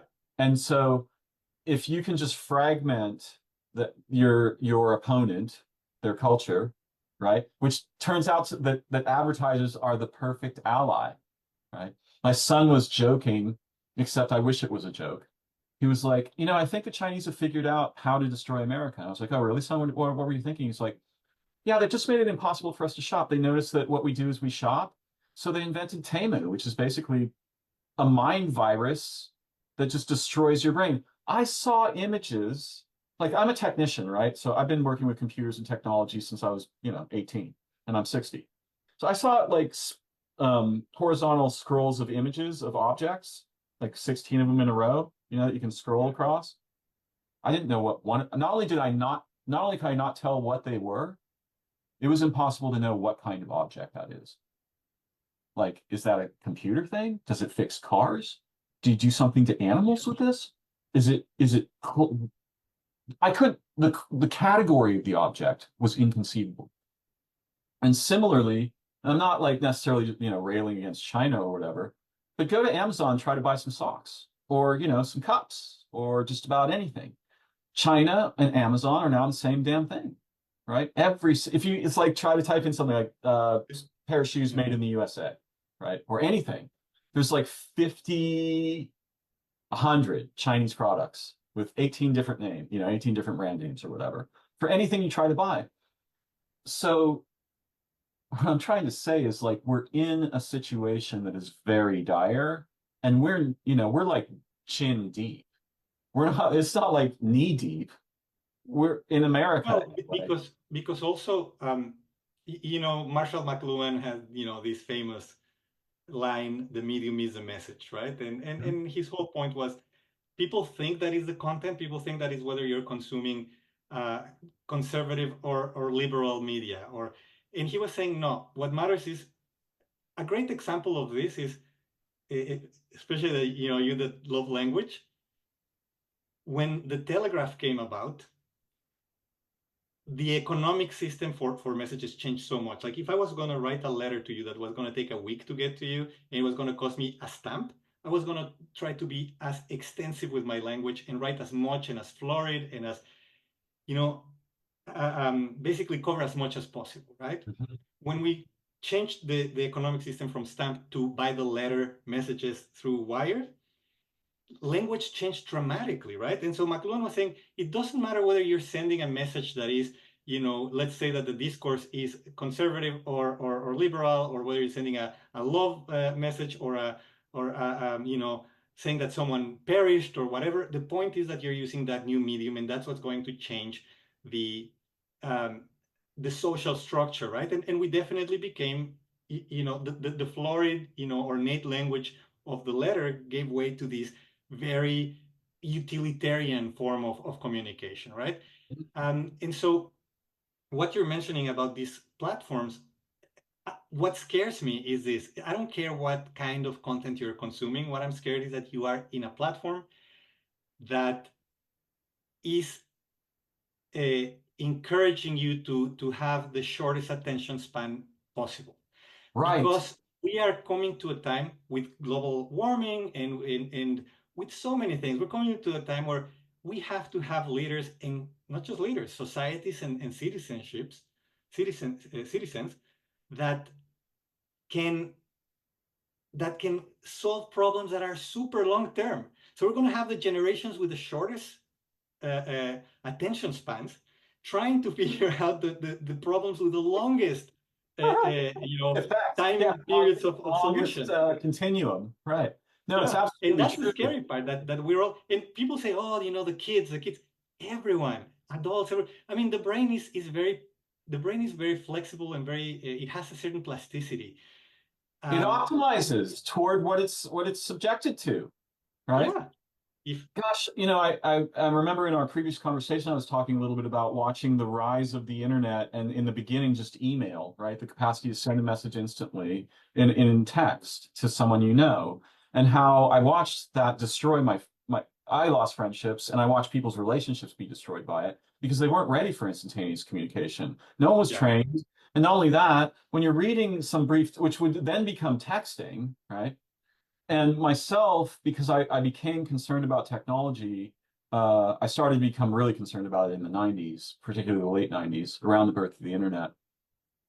I avoided having one of these nightmares for a smartphone, what we call a smartphone. I avoided that for until about 8 years ago. I wouldn't do it.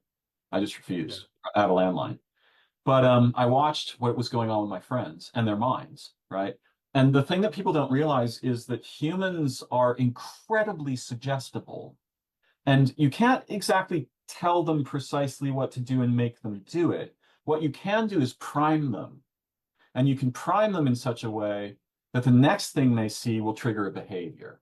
And advertisers have been aware of this for a long time, but the people yes, that run social networks now, especially with the onset of artificial intelligence, some of the primary, or some of the what I call them, the central people in the development of AI. A few of them, I heard a conversation between them, and they were like, we went from being able to play a reasonable game of Go, one of the most complex games on earth, to being mhm, able to play a master game in about 6 months. So AlphaGo, went from like crappy yeah, play to pretty mediocre play in like 3 months, but then it went to master play in like 2 weeks, right? yeah, and not only So, that, it went to master play without us actually right, training it, just right, giving them right. the rules, So just what giving basically it what they the said rules. was, how long, what does it take to get to alpha human?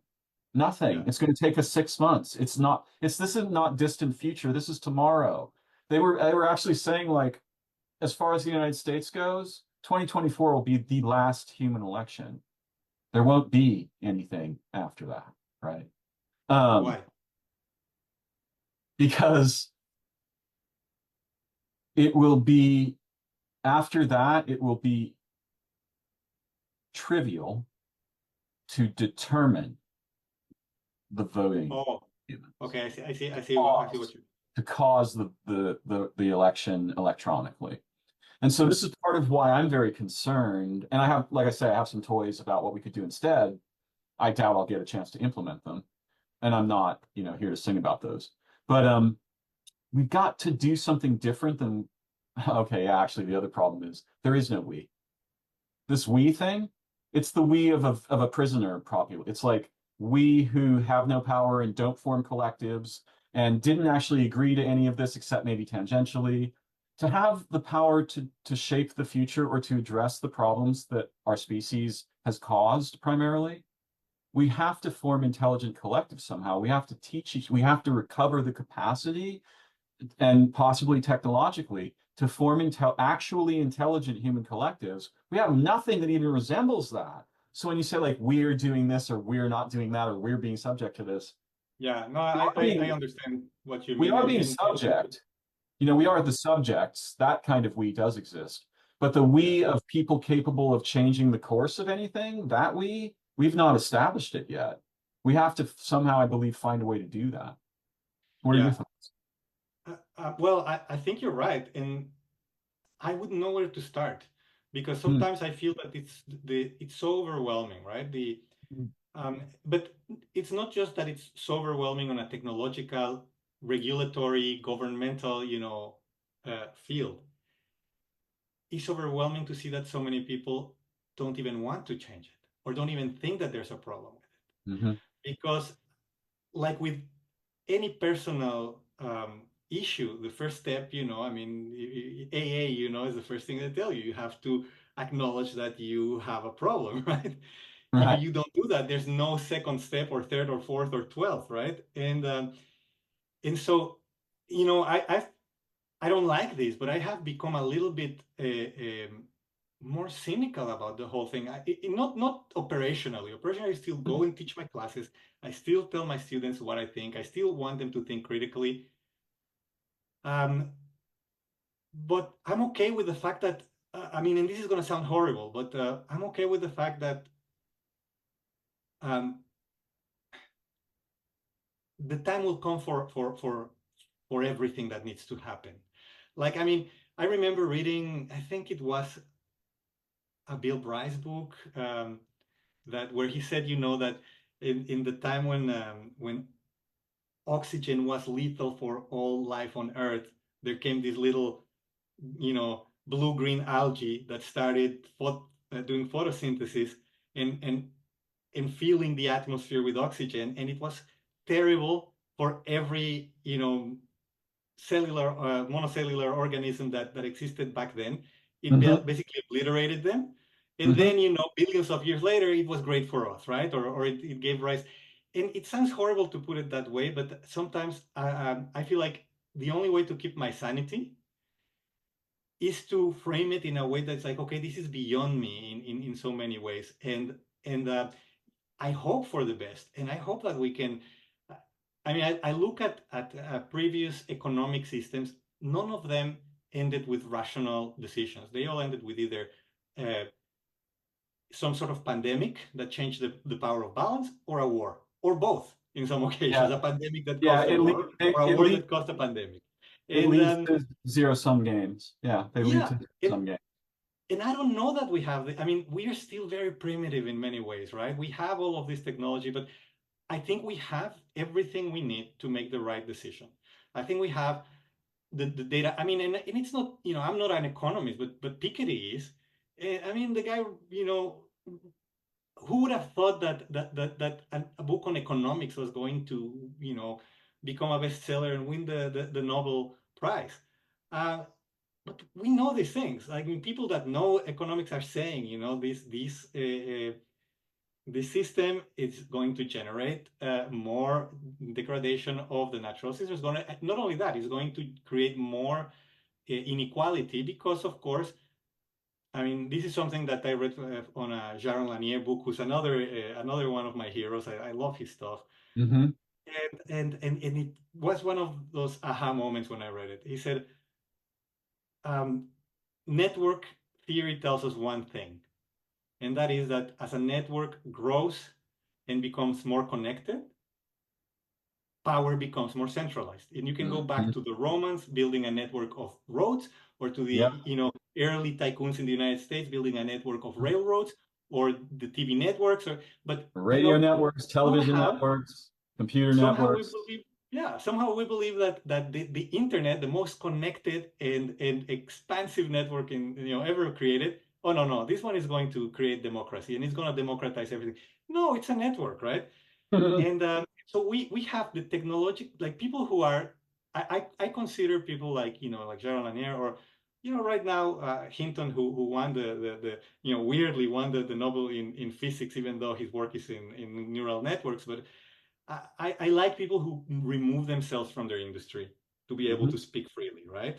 Mm, I put more weight on those people than on anyone who is currently, than Sam Altman or anyone who has a horse in the race. right. And so if you read economics, you read the work of Piketty, or if you read, technologically speaking, you read Jaron Lanier's take on social media, on networks, or Hinton talking about his ideas on AI. I think we know what's coming. Like it's not I mean, we don't know how to solve it. And I think the solution is going to be, multi-pronged, and I very just difficult. wish that I honestly I just wish there was a we. There's not a we. Yeah, Like the thing you that's keep going solving back to it, that. right? The thing that's solving it is the absence of a we. That's what's actually doing the solutions, is the absence of a we. It's these Well, monolithic Darren, processes. I'm gonna go back to Lao Tzu, right? Because I'm amazed that this guy lived, 2,500 years ago, and that he so succinctly could see so many of the problems that were. And I'm gonna say what, this idea of, if you don't do anything, nothing is left undone. Basically, the idea of doing less, the idea of actually whatever is not necessary, remove it completely Mm, from mhm, like, very often I'm I decided to go full-time teaching, even though I had my commercial practice, because mhm. I don't want to do design anymore. There's already plenty of it. There's way too much. I don't Right. want to participate. I'm trying to remove myself as much as possible from any activity that contributes to this craziness that we have created. And so I Mhm. agree with, there's no, I more and more I'm very skeptical of the we, NGOs and of the people that comments, yeah, this is no, we're going to solve it this or that way. It's like, The you know way. what? We know what we need to do. What we need to basically, if you are going um, to tell me that the way of solving the plastic bottle issue is by now with this new kind of plastic that is less thoughtful. No, I don't want to participate. I don't care how much you believe in this. I don't want to be mean to people that have positive or that think that have positive Okay. contributions. Okay. But I think that almost every contribution at this point, almost every single one of them is detrimental. And it's a very Is hard what? position, is detrimental. Yes. Yeah. See, this is the thing. I just need to ask a simple question. Show me one case where technology saved us from technology.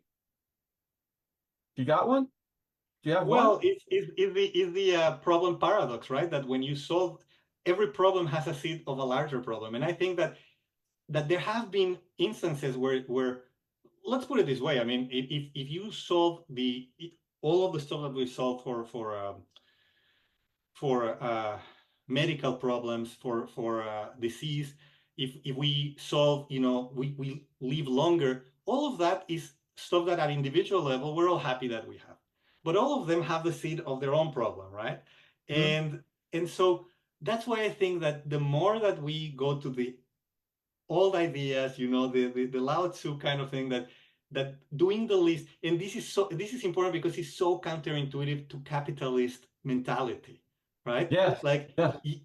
I have friends of mine that say, "Oh, you are so unambitious. You know so much, you read so much. How come?" Um, I don't remember where I read this. Someone who was talking to this millionaire or billionaire, and the billionaire said to him, "If you are so smart, how come you're not a billionaire?" And then he said, "Well, if you're a billionaire, how come you're not smart, right?" But I think that this is the problem, that if you start saying um, that the solution is actually to stop even coming up with solutions, which sounds very crazy, but that is actually to just stand back for a little bit and don't do anything.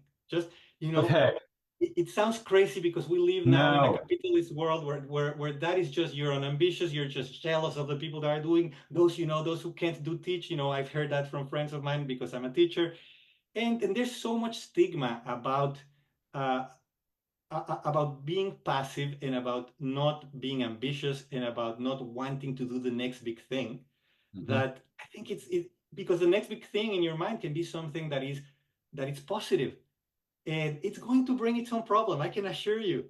Like the more that we keep thinking that we have to act like computers and do more and more and more and more and multitask, like this BS of multitasking that drives me crazy when I see the students, oh, I'm multitasking. It's like, no, that's a term that comes from computer processors. They can multitask. We cannot. Like what you're doing is half-assing 5 different things. As Right. long as you're clear on that, that you're Yeah. half-assing 5 different things, Yeah, okay. don't call it multitasking, call it Yes, you're half-assing. not multitasking. Your Or brain call is it actually not half-tasking. doing the 5 things at the same Yeah. time. Yeah, call it fragment tax it yeah, a fragment Yeah. tasking. All right, so there's I think I hope actually that you and I may have another conversation in the near future. But Yeah. before we wind up for today, let's talk a little bit about the BOI. How did you Yeah. what was in your mind when you started doing that on Facebook? Remember, I got on Facebook to study it because I thought this was dangerous. So I wasn't Yeah. there to like meet people. I wanted to see like I wanted to be on the inside of the enemy terrain. So yeah, talk to me about Beware of Images and how that got Well, started. I was excited with Beware of Images when I started because I started in 2011. Facebook had not even moved to promoted posts and to formally, being an Mhm. advertising platform. At Right. that time, believe it or not, at that time I was reaching with every post maybe 30%, 40% of my subscriber base. And what At was the most size of your posts, base? eh? What was the size of the base? Um, I think before they moved on to promoted posts or boosted posts, I had about 100,000. The page grew super fast because the content was. I think the content had quality. It It was saying did. important things, and Mhm. back then I was able to reach my audience because Facebook had not basically destroyed its own or created a problem to be able to sell you the solution, right? Yes. Um, and so at that time I was very excited. I was excited that my plan was okay. I want to talk about media literacy. It's something that has always been dear to my heart. I kind of think that every problem we have is actually an education or media literacy problem. We're on the same page there. Yeah. And so I thought, if we can solve this, then we can have intelligent conversations about everything else. Mhm. So I was happy about that. When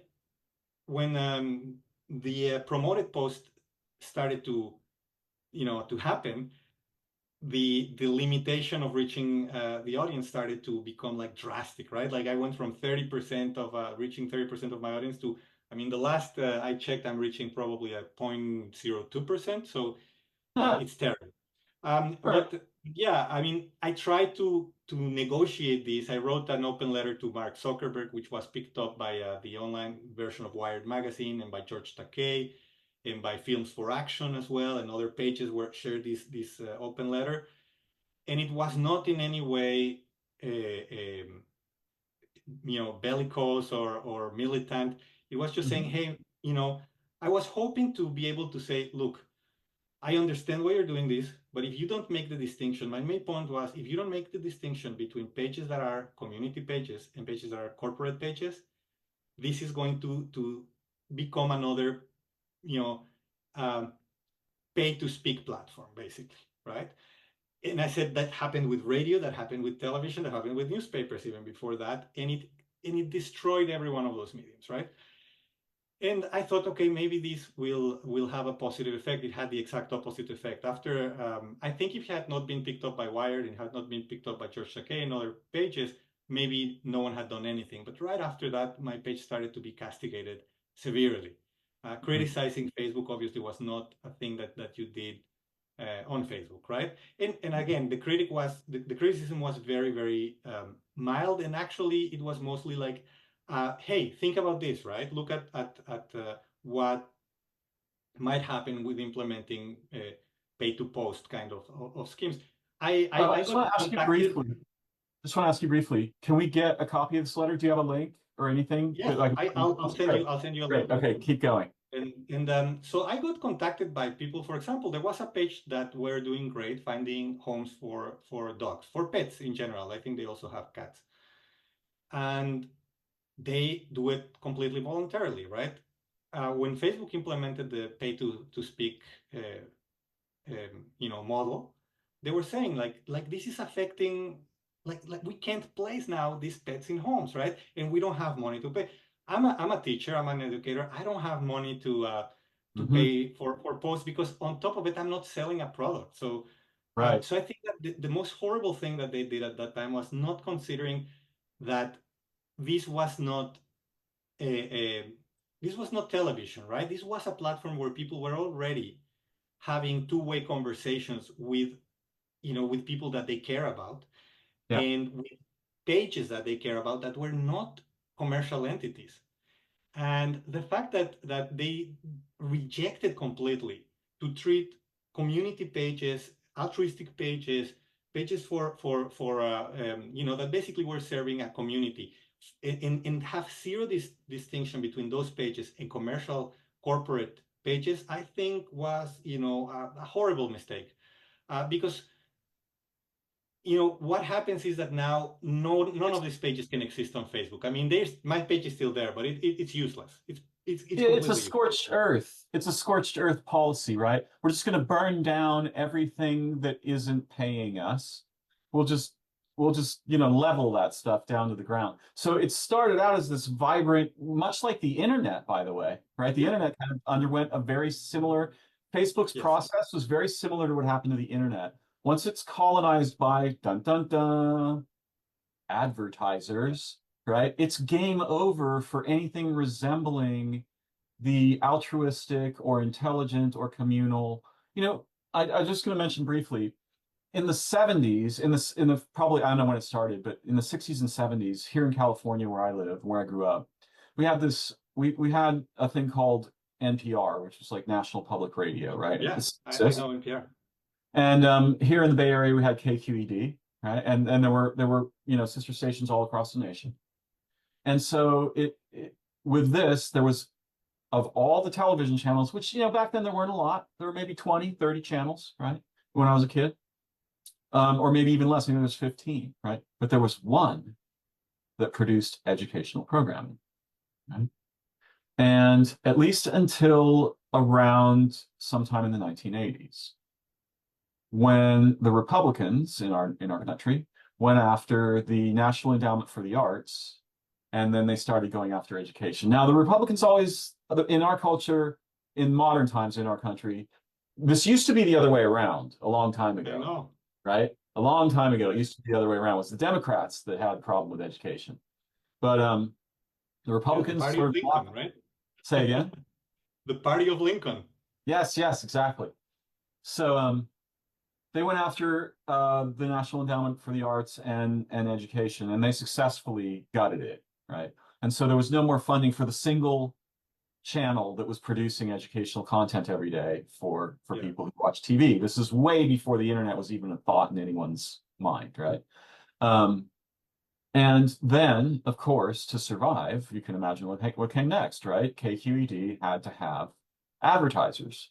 Yeah. And who were those advertisers? Well, they were, hedge funds, and they were not hedge funds, but they were like economic and stock market, banks, cars. It was ridiculous what you would see Yeah. on KQED, and that was like the last bastion, right? So it really is weird what happened. I watched it happen to your channel. I watched it. I was observing it. Yes. And it happened to other channels Oh, like it made Topo. me like, it gave me so much anger, and I generated so much vile and so much like just bad vibes about the whole thing, It was because cruel. It was cruel. It was like we were not, I mean, each in our own way, we were contributing meaningful, rich content to the system that burned us down for doing it. yeah, Not only were we not getting paid, right? We were just naturally like, we were like the microbiota, right? In a digestive system, right? And they just yeah, like put antibiotics on us. They're like, yeah, you guys, right? You, yeah, you just die. We don't care. You mean nothing to us. We don't care about your content. We care about your life, your relationships. You had, what, how many? You have like 300,000? at its height, Beware of Images almost hit 300,000 Yeah. subscribers. Yeah, yeah. And I And used to see your posts like rocketing up, and I'd be like, yes, this is great. I love this. And I remember when the scorched earth thing happened, they just basically subjected all that to radiation burn, right? We're just gonna like put gamma rays on that shit and kill it off, yeah, which is well, it was as we didn't incredibly exist, stupid. basically. Say again? It was as we didn't exist, basically. Yeah, And that's the worst kind of censorship because, if someone censors you, at least you have the claim. You can say, hey, the king is not publishing my books. This TV station is not going to show my movie, right? But this is even worse because there's the pretense of participation. There's the right. pretense of democratization of media. Mhm. So we don't even get the badge where we can say, hey, we're being censored. No, you're not. Your page is there, right? Right, That's the danger of some of these. By the way, this is the first time that any network was charging for to the advertisers, but also to the content creators. I mean, can you imagine if on television you would tell the production companies, we won't show your miniseries unless you pay us to show it, right? I mean, right. it on unheard of, and they got away with it. They got away with Yeah, it because now, if you want to your media to be shown, even if your content is not advertising or even if your content is not commercial, you have to pay. Otherwise, you basically disappear. yeah. Not only that, so essentially, what happens, just to be clear, is they serve posts to the news feed, and if you don't pay them, they'll serve nearly none. Mhm. They'll like put it at, we'll give this 10 views, right? And if you start to actually get views on your own, like organically, then they'll throttle it back down to make sure you Yes, pay them, right? yes, So let's just be really clear about what that is. It's basically like blackmail, right? yeah. Right? You It is can create, blackmail. I yeah, mean, you you can you create any you you content said you it. It want. is. Yeah, it's Yeah, blackmail. You can it create is any black. content you want, create the most amazing content that ever existed. We're going to make sure nobody sees it unless we get paid first. Yeah.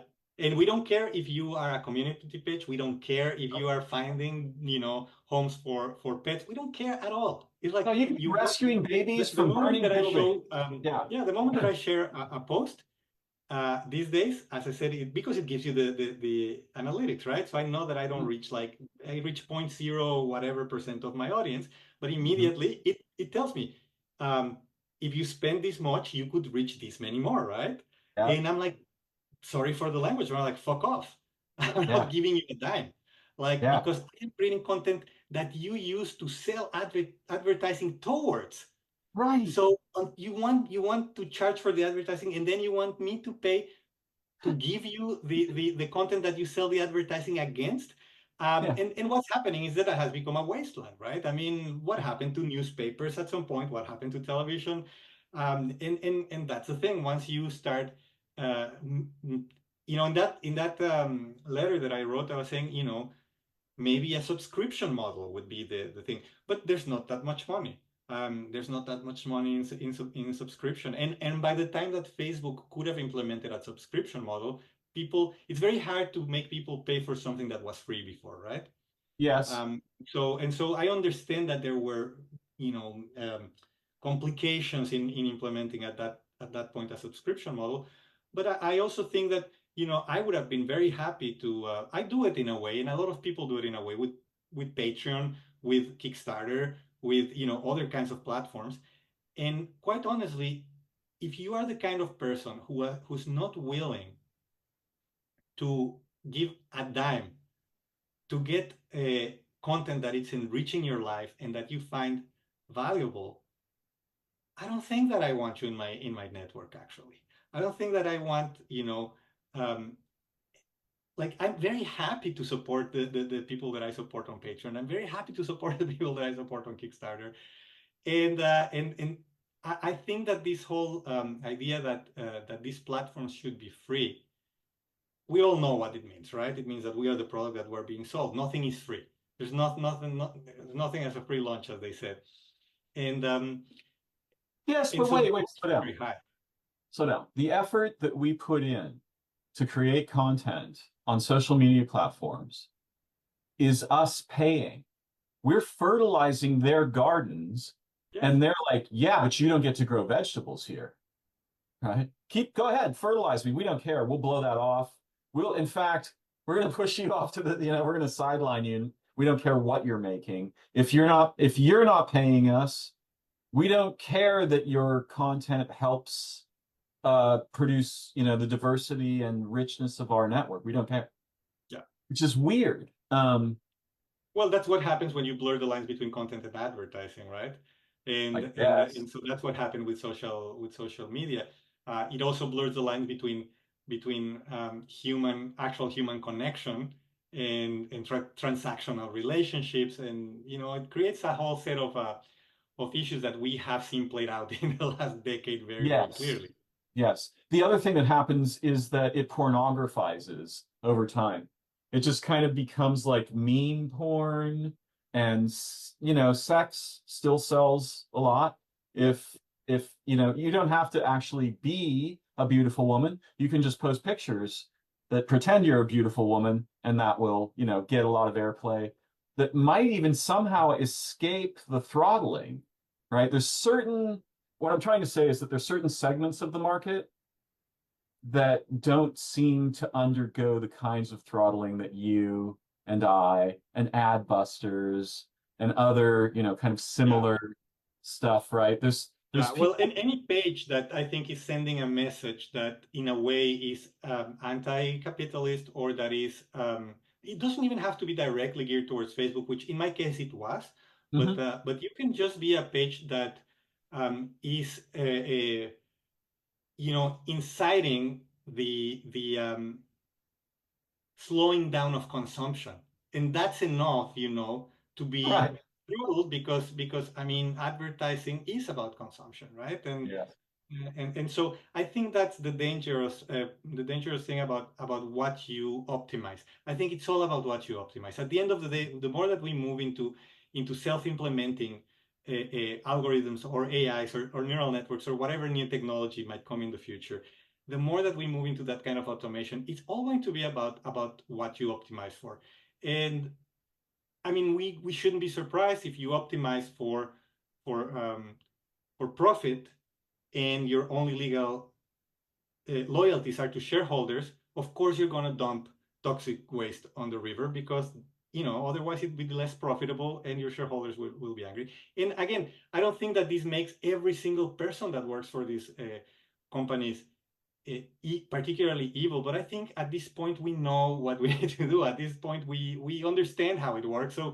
So maybe I don't know, uh, media literacy and having these conversations, and in my case, teaching newer generations of students can have a bit of an impact. I am sorry to say that. Let's just say that I am optimistically apocalyptic. I don't know. I'm still an optimist, but I don't. I think it's a flood. It's a flood of information that it's people their systems are overwhelmed, and that's part of the intention with this flood of information, is to overwhelm It is. your cognitive abilities, right, and your cognitive defenses, right. And it's happening, and it's happening to people that I love, and they're not bad people, and they are not dumb. Yeah, um, me too. but I don't know if we actually can do this. As I said, maybe it's one of those things that, again, there's going to have to be some sort of disaster or war, because historically we haven't been able to say, hey, this makes no sense, let's change it. It's not Yeah. until something terrible happens that then we start moving towards the solution. No, it's funny because right now we're still in a phase as humans, right? And when I say we, I mean us humans, which we're not Mhm. actually a we, but categorically we're one thing, where we have the luxury to do astonishing things if we are motivated to do so. And I think it is possible, actually. There is a way to get to give people something to do that's so exciting and enlightening and rejuvenating, right? That they're interested. They want that they want to play at the game of being human in a new way. Everything okay over there? You know what? I never realized that there was a message that says this conversation is being recorded. I never clicked OK. I hope that it is being recorded. Yes, I think it is. I think Okay. we're yeah. I hope so. I'm always scared when especially when I have really amazing conversations, right? It's not like you have a tape recorder there and you can see that the thing's rolling and you know it's being recorded, right? It's like Yeah. somewhere in a computer, somewhere on a mountain, somewhere in the United States. No, and you know, I Something. had a window on top of that message, and I'm just Uh-huh. realizing that the message was there, and I just Yeah. clicked OK, and I'm like, oh my God, hopefully. Yeah. No, I'm really nervous about that because especially when we have a really amazing conversation, there's things that just don't get recorded. Yes. Um, Okay, so where was I? Okay, Sorry so what about I'm that. trying to say is it is possible to give people something that's so novel and beautiful and fun and vital and exciting that they just want to do it, right? And that's different from telling them what they shouldn't be doing or telling them like, well, you need to educate yourself about blah blah blah blah blah, right? If Yeah. you can just give people something to do and be together that's super exciting and fun and playful and they learn and they feel like they did something meaningful with an hour of their time, you can captivate them. Still, humans are like this, right? If you give them a peach, they're gonna wonder like why they've been eating rocks, for Yeah. the past 10 years, right? So And I think, at least sorry, I there's think hope. you're right. Say again? No, I think you're right. My issue is what happens when everyone is trying to give them a peach or a cherry, or that's where I think that, you know, when I read, books from like, I've mentioned Lao Tzu a lot, but there's tons of books, that are at least, 1,500, 2,000, 2,500 years old. And I'm like, oh my God, how did these people got to these conclusions and to these realizations? And I've realized that they got to those realizations because they had time to contemplate. Contemplation is not the Yeah, same as doing nothing. And that's what we right. don't get sometimes in our current culture, that, Yeah, contemplation is like playing tennis. It's not that these people were, oh, because they were ancient, they knew better. No, it's just that if you practice tennis for 8 hours a day, you're going to be better tennis player than I am. So if you're not looking for the next, pitch or cherry or whatever, and you actually just do nothing, right? And well, that's what contemplate, but we don't have you had opportunities to contemplate. you had to do nothing when you were little because of your Yeah, and epilepsy. and, You and I had to think do nothing. I think, I was forced to do nothing. These days, I used to think that those years were terrible. I used to think that those years were like time that I lost or I wasted. And now I'm going like, well, you know what? Lying there in the dark, thinking about things that I wouldn't be thinking about if I was, playing soccer or doing stuff that a normal 7-year-old child should be doing. And by the way, it's not something I chose, right? So I can't Right. even claim any. But I do No, think but that later in life I did get into meditation and I did get into other forms of contemplation, and I Mhm. really think that that's what we need. I don't think that we need to be involved in a million things at once, and even again, if you get involved in 20 NGOs that are trying now to fight this other thing, it's still part of the conflict. It's still part of like it's still not just saying, hey, wait a second, I need to sit down. And I think the more you contemplate, the more you realize almost every image, every design, every idea, every corporation, every product is unnecessary. And it sounds, Mhm. again, it sounds very anticlimactic, maybe very unambitious. But at this point, when you come to a conclusion that you just can't see, you can't go back, right? And Mhm. so when I'm with people say like, oh, but you're great at designing. Why aren't you doing more of that? It's like because it's not necessary. It's Right. just not necessary. So why would I do it if it's not necessary? Actually, I think we should have less of all of these things. No, I mean Less it's very television, less important. advertising, less NGOs, less corporations, less philosophers, less artists, less everything. We like sitting down doing nothing but thinking is very underappreciated and underrated these days. Hmm. So you know, during the pandemic, a lot of things stopped. Yes. And it was an incredible, like nature, the animals, the plants, they changed. I watched it happen. I'm very in touch with living things. And they transformed immediately when the traffic stopped and stuff. Everything started to change. And it's as if the earth sent the humans a signal. And the signal was like, stop doing things, right? Stop. Right? I don't care. Don't try to figure out what you have to do. Just stop doing things altogether. You know, I guess sometime Mhm. around 1980, David Byrne of the Talking Heads, they had an album called Stop Making Sense. And I guess America took Oh, I that very love it. seriously. Right? America absolutely succeeded at that, at that commandment. Right. Um, but Yeah. so But what you mentioned about the pandemic, look at what started to happen. Dolphins in the canals of Venice. I went out on a jet ski uh, pretty much right after the pandemic, and we couldn't believe the amount of. I was with my wife. We couldn't believe the amount of dolphins that we had around us. And the guy that rented us I asked him, "Is this normal?" He said, "Well, it's normal for now because the pandemic brought them again, out." I said, but no, it wasn't normal before and it all depends on what you place value on, right? Like to me, being able to have those experiences, to be able to see other species, and even to do nothing, I've come to the realization that it's one of my favorite things in the world. Like, mhm, I mean, and by yeah, doing nothing, I mean like these kind of conversations, having them over coffee, meeting with yeah, friends, like being unproductive, yeah. in the capitalist sense of the way, is one of my favorite things. And if you're going to tell me that that's wrong, well, I guess I am wrong, but I cannot argue with my gut.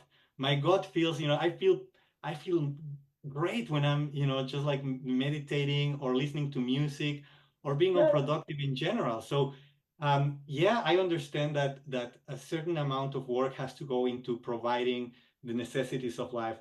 But at this point, the vast majority is not a necessity. The vast majority is just surplus. We went, and here's the thing I think about what's happening with the internet and probably will happen with AI. We we didn't stop and didn't care about the surplus of the material world, and now we're going to have a surplus of behavioral patterns, and that's going to bring its own. Like if we were extractive about the physical world and didn't know when to stop, and it brought tons of issues. I think that when we become extractive about the mental realm and try, corporations try now to create a surplus of behavioral patterns, is going to create its own kind of hell, like just like being So there's extractive of the something physical world. there's a couple things, and I want to get I don't know how much more time you have. I have as much time as you've got, So I, but I have I kind of cleared my oh, schedule for the cool, coming. great. But yeah, there's something I want to talk about briefly here, which is that imagine it's back to the coyote thing, except it's much worse, right? Hmm. Imagine that there's a train, right, and all the human beings on the earth are on this train, and the train goes barreling off a cliff into the air, and because it's got so much momentum, it doesn't start to fall just yet, Yes. right? And this is what's going on. And the problem is there are no humans driving that train. There's nothing intelligent or alive or human or anything driving that train. What's driving that train are these dead inside processes. And they will certainly, if not interrupted, they will snuff this planet like a match, right? They will just put it out. Yeah. Those processes are actually angry that anything alive exists. They don't have minds. They're not exactly demons. It's just the nature of these processes is to despise intelligence. And that's part of why you and me and people like us got throttled on Facebook, right? It's just a natural expression of what I mean, I have a sort of my own nomenclature about this. I call them thrisps. They're these processes that ride on human cognition. Yeah. But you could, Dawkins sort of called them memes, but I think what he was thinking about was fairly primitive compared to what's actually going on. In any case, Yes. so these things will snuff the planet if they're not interrupted. Somehow we have Well, to just one try them. correction. It is not this version of the planet, the one that we live in. It's Mm. not gonna stop. I mean, we went for millions of years, with a planet that took a while to recover from natural disasters, from, well, let's say, um, drastic changes in climate or drastic changes, Sure, and sure. so Comet strikes. it's sad. It's sad that, but sometimes, and this sounds horrible, but sometimes I feel like if we end up doing that, maybe all of the other species will go, finally. Yeah, finally, these fuckers are, you know, I and mean, it sounds okay, very look. very, it sounds very, what's the word, when you, misanthropic, right?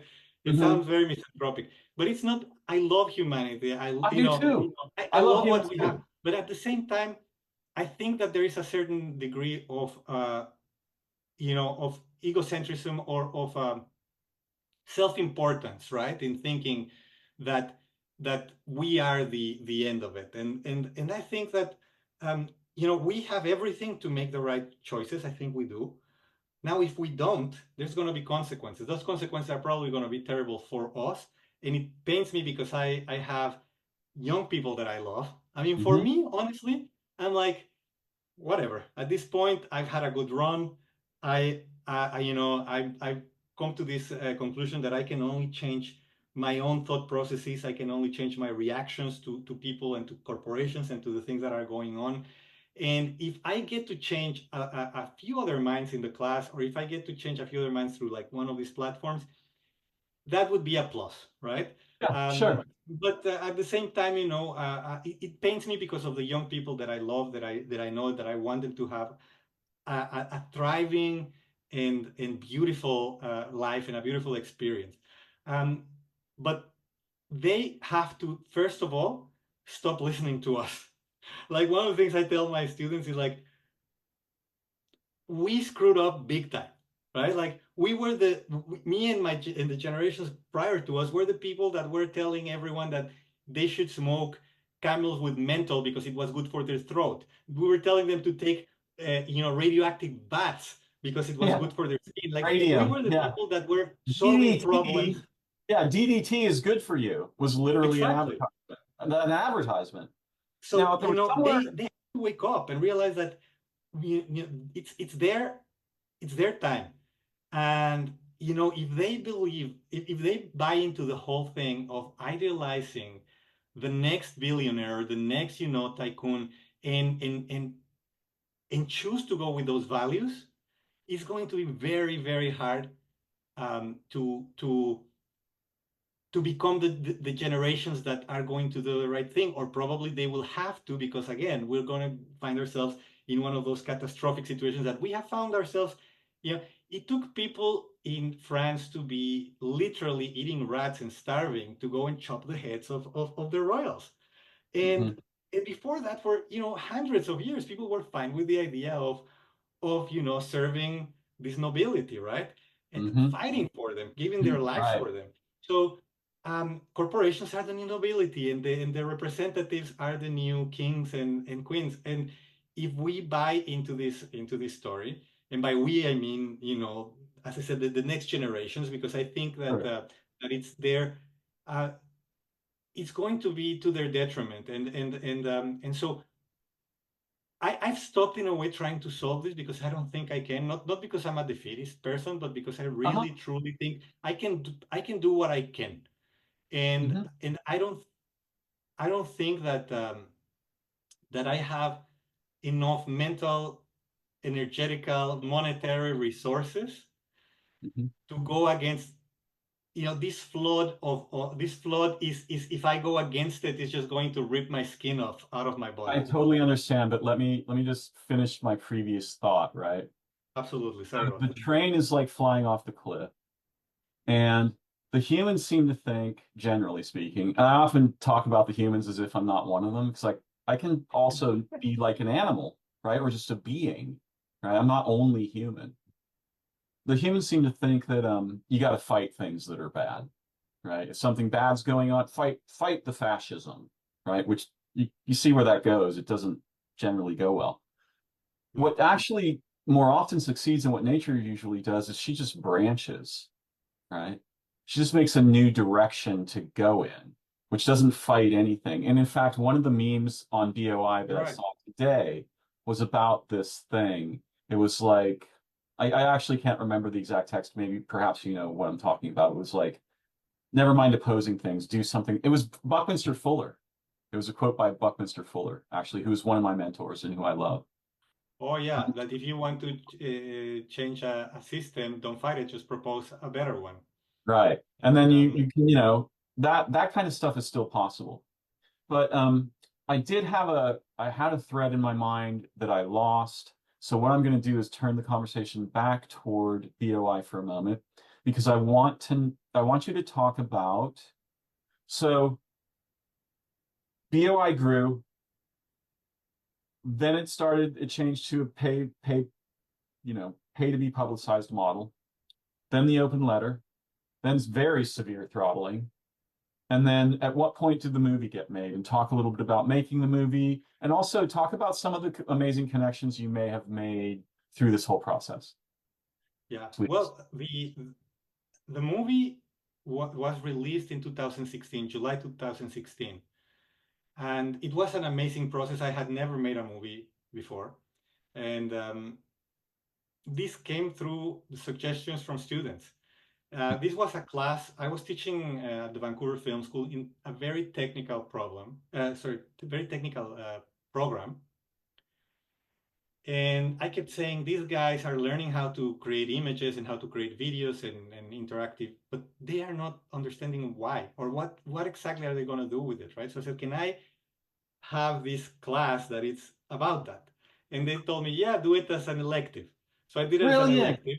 And the first time, because they named it, the institution named it, and they named it Visual Communications Theoretical Approaches, which sound as dry as it can sound. So the first time that it ran, it had just I don't remember, but very few people as an elective. People wanted to take animation or something else. But the few that took it started telling, the next generations, oh, this class is amazing. At some point, I think of like 28 students, 24 were enrolled to take this elective. So they say, okay, we're gonna move it to the compulsory curriculum, and then it just became a class in the program that kind of discussed all of the regulations and the social effects and all of the stuff that has to do with media. And some of those people, some of the students that took that course said, "Hey, you should, somehow get other people to learn about this." So the Facebook page was created, and then from the Facebook page, one of my students said, "Hey, I will help you. I'll help you, flesh this out." And then he left. He did an amazing studio in New York, but he kind of like pushed me to give this a little bit more of a structured form, and so I mean, yeah, it just happened kind of organically from these suggestions, uh, uh, and before I knew it, the script grew. Just something that a lot of people don't know is when I read the script the first time, it was almost 6 hours. The movie at the end of the day is 14 chapters and it's 2 hours and 45 minutes, but that was actually cutting a lot of the content that was going to be covered. Mhm. Um, and it was amazing. I mean, it's taken me to present it in tons of different places. One thing I did that I really liked was the website when I released the movie had a fake, um, had a all fake information in it. And when I was invited to present it at different festivals or institutions, they say, "Where can we get your bio and the story of Beware of Images?" And I say, "Well, on the Uh-huh. page, just look at the page and then check the links because I think you'll find them very interesting. Just to see how easy it was actually to have people do your bidding or say whatever you want them to say." Um, and so, for example, my bio said that uh, that I finished Beware of Images or completed with Beware of Images at Stanford University, right? So when I was at Stanford, I actually sat in the steps of Stanford and took a photo of myself typing, but outside, right? Not in the class. If you clicked on Right. any of the links, you would see that it was all a joke. No one did. Like, it was crazy. Like, even stuff that said that my previous, I did a small, let's say animated essay on the relationship between art, philosophy, and science and computation, and I said that this video was approaching 13 billion views, which of course meant that every human on the planet, including babies, would have to watch this video twice, right? So absurd, and of course, it was approaching it, right? I mean, you can say it's Right. approaching it in any way you It's want. not untrue. Yeah, Not a exactly. lie. None It's of it original. were lies, but I was amazed at how funny it was that when the documentary was presented, these things were read verbatim from the website. That's And so awesome. it was, kind of like, oh my God, we're kind of screwed because nobody really wants to check any of this stuff. And of course, I mean, there's a trust thing. They trust me and they're inviting me, and I Sure. felt a little bit bad about doing this, but it was part of the project, was doing this kind of experiment, right? Was doing this kind of. Mhm. I considered Beware of Images to be a transmedia experiment. So I was trying to see how I could prove this point on Facebook through the documentary, as well as through this kind of experiments to see how far something that is evidently a lie could be repeated and spread if it comes from a source that you happen to trust. And so that's how it happened. And then I ran out of money. It was mostly financed with help from friends and family, but then I ran out of money. I did a Kickstarter, and that kind of gave me hope again. This is the kind of platforms that I really uh, cherish these days. The ones that actually generate a community, that supports projects that they like, and so I think I think it collect I can remember the number. It was about $54,000 came through Wow. the Kickstarter campaign, which helped quite a bit. But I didn't make a dime from the documentary, right? Like, I mean, Mhm. it was and that's what hurt so much, that by the time that the documentary was finished, I had already been kind of killed on Facebook. And my whole idea was, well, I'm going to be able to use this platform that I've built, with almost 300,000 people to let them know that the documentary now is finally finished, that they can watch it. But by that time, um, I had already been pretty much ghosted by Facebook, and I was not reaching almost anyone. So Right. that was a very frustrating and disappointing turn of events. But the documentary now has kind of a life of its own, and it's being used by educators and media literacy, instructors all over the place, and I'm very happy about that. I mean, I still feel like there are ways of reaching people and asking them to think critically about anything, and everything that's happening. As I said to you, I think that at the end of the day, it's all a media literacy problem, because it's all about what you read about things, it's about what you see about things, about the kind of documentaries that you watch, the kind of movies, TV shows, all of that. At the end of the day, generates um, the environment in which we live, and all the other problems that might emerge from it. So it it has been a great experience, and it had moments when I was really just very uh, um, very down about Disillusioned. what's happening. But I think at the end of the day, it has been, even the whole Facebook thing.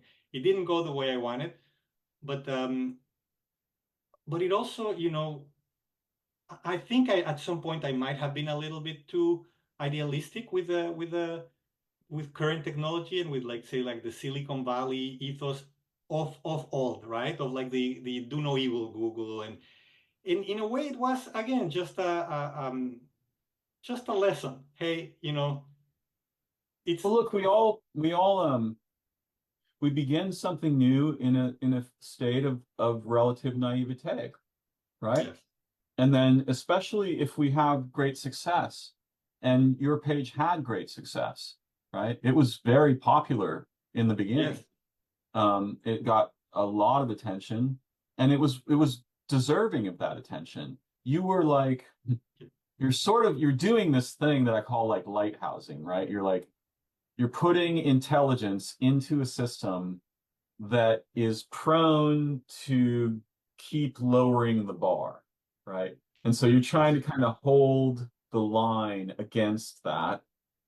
And fascinatingly, you're doing something ironic and brilliant and provocative, which is you're using images to warn people about the danger of images, right? Yes. It's brilliant. That's in a nutshell what Beware of Images was Sure. attempting to do. Yeah. And similarly, in my own way, I'm using language to warn people about the dangers of language Yeah. um, on Facebook of all places, right? Yes. Um, but you were, in your way, a pioneer, a provocateur. You were one of the early. You were innovating in a brand new context, and for a while, that ship sailed, right? It was sailing for a while. Right. And so that naturally led you to believe that it could keep sailing, right? None of us realized like back in the day, I used to be able to post a YouTube video on my Facebook page and I get, 500 to 1,000 views. If I post a video on my Facebook page today, I might get 10 views, maybe, right? Yeah. And they throttled all kinds of things. They stole Medium, right? They basically made Notes, which is a Medium clone. And so they throttled anything from Medium even more than they throttled, other stuff. Because so there's like Yeah. this cascade. There's basically like a multi-layer cake of throttling that's going on in this Yeah. sense. And it's very tragic.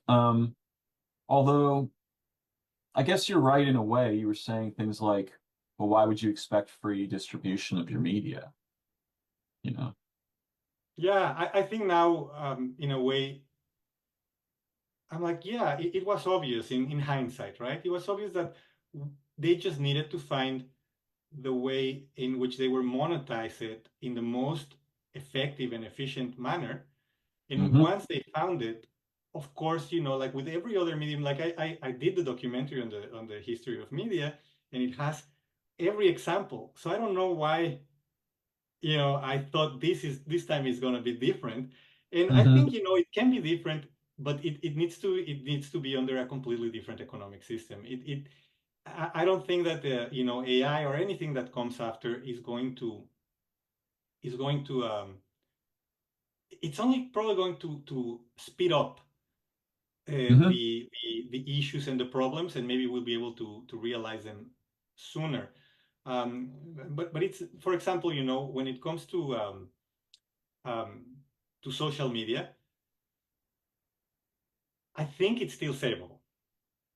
I You think think it's what? I think it's still savable. I think it's still like we can still recuperate it. But Hmm. now it's the hardest part is not going to be to convince the owners. It's going to be to convince the users. Hmm. And that I find more difficult, like once you as I said, it reminds me the whole thing. I mentioned the kings and people fighting for them because the Hmm. moment I post something and say, hey, this could be better, this it's like the fanboys come out and start like, it's like, how dare you come criticize Facebook within Facebook, or a lot of them see it as a criticism of capitalism itself, right?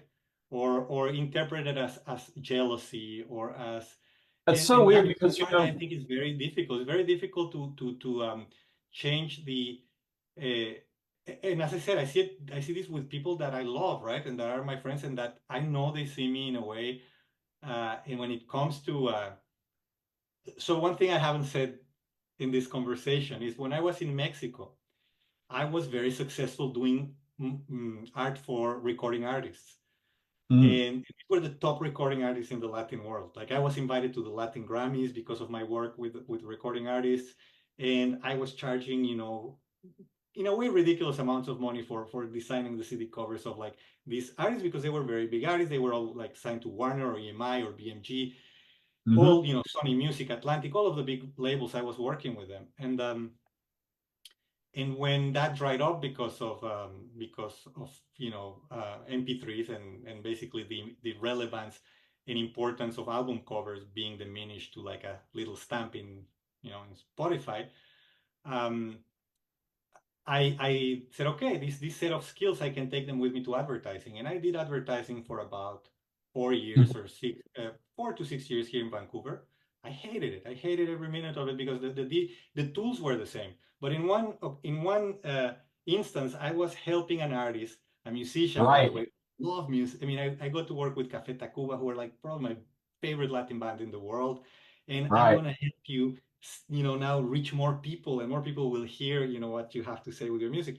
And that the tools, as they were the same, but the experience was so different. And so I think it's one of the people that I work with is massive in the Latin world. His name is Luis Miguel, and there's a Netflix series based on his life. And through him, I got to meet Placido Domingo, and people that just live with, they build this compound in Acapulco where they all live together. and Wow. um, and so it was pretty amazing. But one thing I realized is, fame is not all cracked up to be. First of all, I would never want to live like any of the artists that I worked with. Not being able to be a nobody in a way and go out and Right, just enjoy your life is something that I would right. never like change for all the money in the world. But the other thing that happened is that, in a way, having this initial financial success also, I was very young, so the amount of money I was making for my age, while I was still in a way, living at home, was just crazy for me.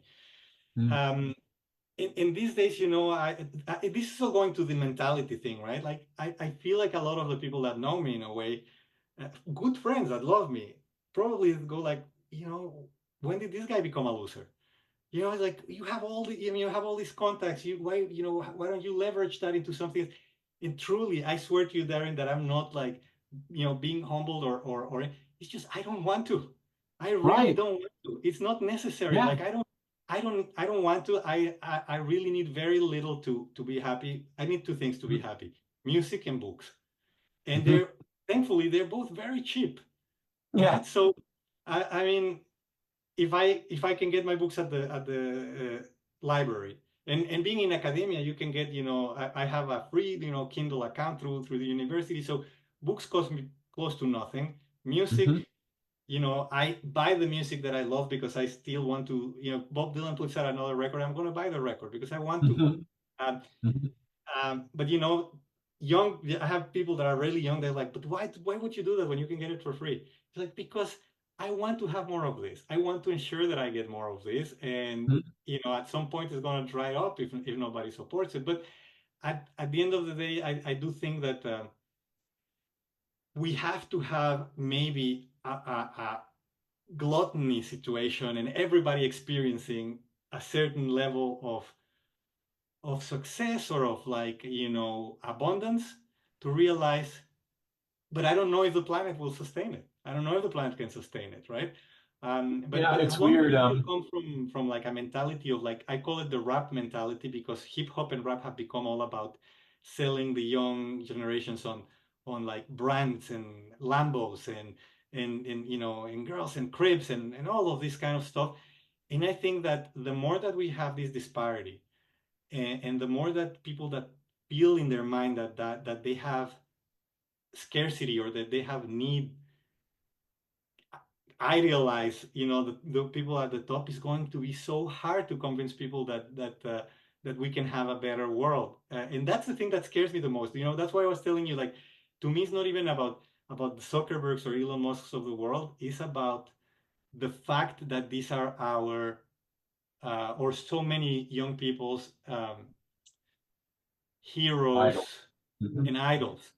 Yeah, That's they the think part like, that makes it very hard to change the yeah, I whole mean, thing. what if your goal is to have like stacks of money and hookers, to do blow on their whatever, right? I mean, or the a diamond studded handgun, right? I mean, what is that, right? There's something really weird going on there.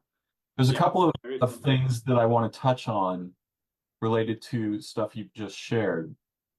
And the first is that, oh, okay, now I remember. All right. So yeah, there's three things. Give me a moment here. There's nothing driving the train of the humans. right? What it's an empty the car, the driving car is there's nothing in there, right? It's just Yeah. processes. And they're highly momentous. So somehow we have to get something into that car that is actually intelligent. Um, I think that I often hear humans say things about the human population, right? There's too many people. 8 billion people is just too many people. But I've never heard anyone, even really one person, and I'm sure there are people who do, say that there's too many objects, right? They're not concerned about how many cars there are. I mean, look Yeah. outside the window and notice how much of the terrain is owned by automobiles. And why are we fighting wars? Right? We're fighting wars for oil? What? What? You know, like we're killing each other's children in the future for Lamborghinis, right? Yeah. Or whatever. Um, so gosh, this for some reason this thread just keeps escaping me. It's probably because uh Probably I've because I got keep interrupting you and going on tangents. I have so many threads rolling. Usually I'm pretty good about it. Okay, so I want to go back. It'll come back to me though. The train problem. Yeah, there's too many objects by far. But the thing that happens on social media, and one of the things that happened, which is what rap and similar art forms revolve around, which are a kind of pornographization of the individual, right? And Yeah. one of the weird things that's happened to our species over time is this idea that we're separate people. For most of our history, I don't think that was a thing, right? That just wasn't a thing. If you were a separate person, you were a dead person, Yeah. or you were a king, right? And so what social media and the internet has done is it's given people a way to sort of project a fake identity of themselves as a king, right? And this is what the rap artists do, so to speak. So it's a mall of personality. It's like a personality mall, right? Everybody's an actor suddenly. And they identify the reason that people get so reactive is that when they type something on Facebook, they think they're like the New York Times or something, right? They think they're identified with the thing they're typing because it's in the public sphere. And that identification warps our minds, right? It messes many of us up. And Yeah. it damages the developmental psyche and emotional and physical beings of our children. Meanwhile, that place is like I said, it's like a giant array of Petri dishes for a wide variety of psychological warfare, particularly in the United States, because we are, like I said, we're ground zero for every country that's testing this stuff, right? And Facebook and Twitter and TikTok and all these kinds of things. They're the delivery vehicle for those weapons. The other thing that occurred to me, which I think is important at least to mention, is that as humans turn everything into representations, right? As we start photographing our food, that, as we spoke of the other day, that has a really serious cost that nobody's paying any attention to, which is that you can take so many photographs of food that you don't get food anymore because something has to die, right? We have to kill stuff in the environment to make electronic images. We're currently generating about 10 to 14 billion simple photographs per day. And the resolution of those photographs is climbing exponentially over time, right? So as those photographs, as those images are duplicated and transmitted and backed up and reduplicated and shared, on our smartphones and blah, blah, blah, blah, blah, something has to die every time those images live. So you can see this process where the humans have become so fascinated. Money was sort of, in a way, the inception moment of this problem, right? Where you have the representation of value, you have the representation of a relationship, but you don't have the relationship of value anymore, right? Well, Um, it's hyper reality, right? It's Jean Baudrillard hyper reality in which you go to the supermarket and see cartons of milk with cows, but those kids have never actually seen a cow. Not only that, the way that this milk is produced has nothing to do with the farm depicted on the cover. So your idea of reality and of where things come from comes from the representation and not from the real world, and that Mhm. warps completely the way in which you Yeah, view it's it. it's hilarious. When I was a child, I remember, my mom used to cook us dinner every night, right? And we had a nuclear family, mom, dad, me and my sister. We'd sit down, we eat the dinner. I loved all the food. And I remember one night I asked my mom, I was probably 4 or 5. And my parents would occasionally mess with me because I was a precocious child, so they would joke around with me and stuff. And sometimes I couldn't tell if they're messing with me or not. And I said, Mom, where does the meat come from? And she's like, oh, it comes from animals. I'm like, what do you mean animals make meat? She's like, no, no, we kill the animals and then we chop them up and that's meat. And I was like, no, no, no way. Human, we wouldn't do that. Well, we would never do that to animals. No one would do that to animals. You're messing with me, right? And so later that week, we went to the grocery store and I snuck away from my mom. And I used to be fascinated by the meat counter, right? It's all this meat, it's like packaged, and that becomes dinner and all this stuff, right? And I'm trying to understand what it means to be alive in the world. And as a child, and so I went to the butcher and I said, "Can you tell me the truth? Are these is this all chopped up animals?" And he was like, "Yeah." I was like, "No, no, no. It can't. Did you talk to my mom? You gotta have like a conspiracy or something." I couldn't believe that humans would actually kill and chop up the animals and eat them, right? Because I was so fascinated by everything that was alive, and I still am to this day. I'm Yes. not a vegan. I'm not a vegetarian. I eat meat, but I just couldn't wrap my mind around the idea that the stuff that we would cook and eat at night had been animals, and that we had to kill them and chop them up to eat them. And there were all kinds of things I couldn't wrap my mind around, like you can't make a television, right? We have these things that we make that are totally impossible to produce for a human being. It was almost as if my last lifetime was in like, I don't know, 8,000 years ago or something, right? When we didn't have machines or anything. And then I woke up in this body and I was like, zippers? Like, you can't make a Yeah. zipper if your life depended on it, right? How do you Yeah. wristwatches? How Yeah. can you even do that? And so the humans have become really estranged from what it means to be alive or to be an animal. And we're in this theater of representations, and social media capitalizes on the potential for every specific individual human to be like a secret superstar somehow, right? It's almost an Yeah. outgrowth of Hollywood in a way. And it's Yeah. so dangerous and dehumanizing to everybody. We've really got this backwards. Well, we the prisoners of the systems in which we're enmeshed. But I Yeah. love what you say about what it takes to make you happy and how living a modest lifestyle, which is something I've always appreciated myself. And I'm similar to you. Books, music, intelligent conversation, you know, Yeah. moments of Gathering with people insight. that I love. Yes, love, right? The animals and the plants, the living places, the oceans.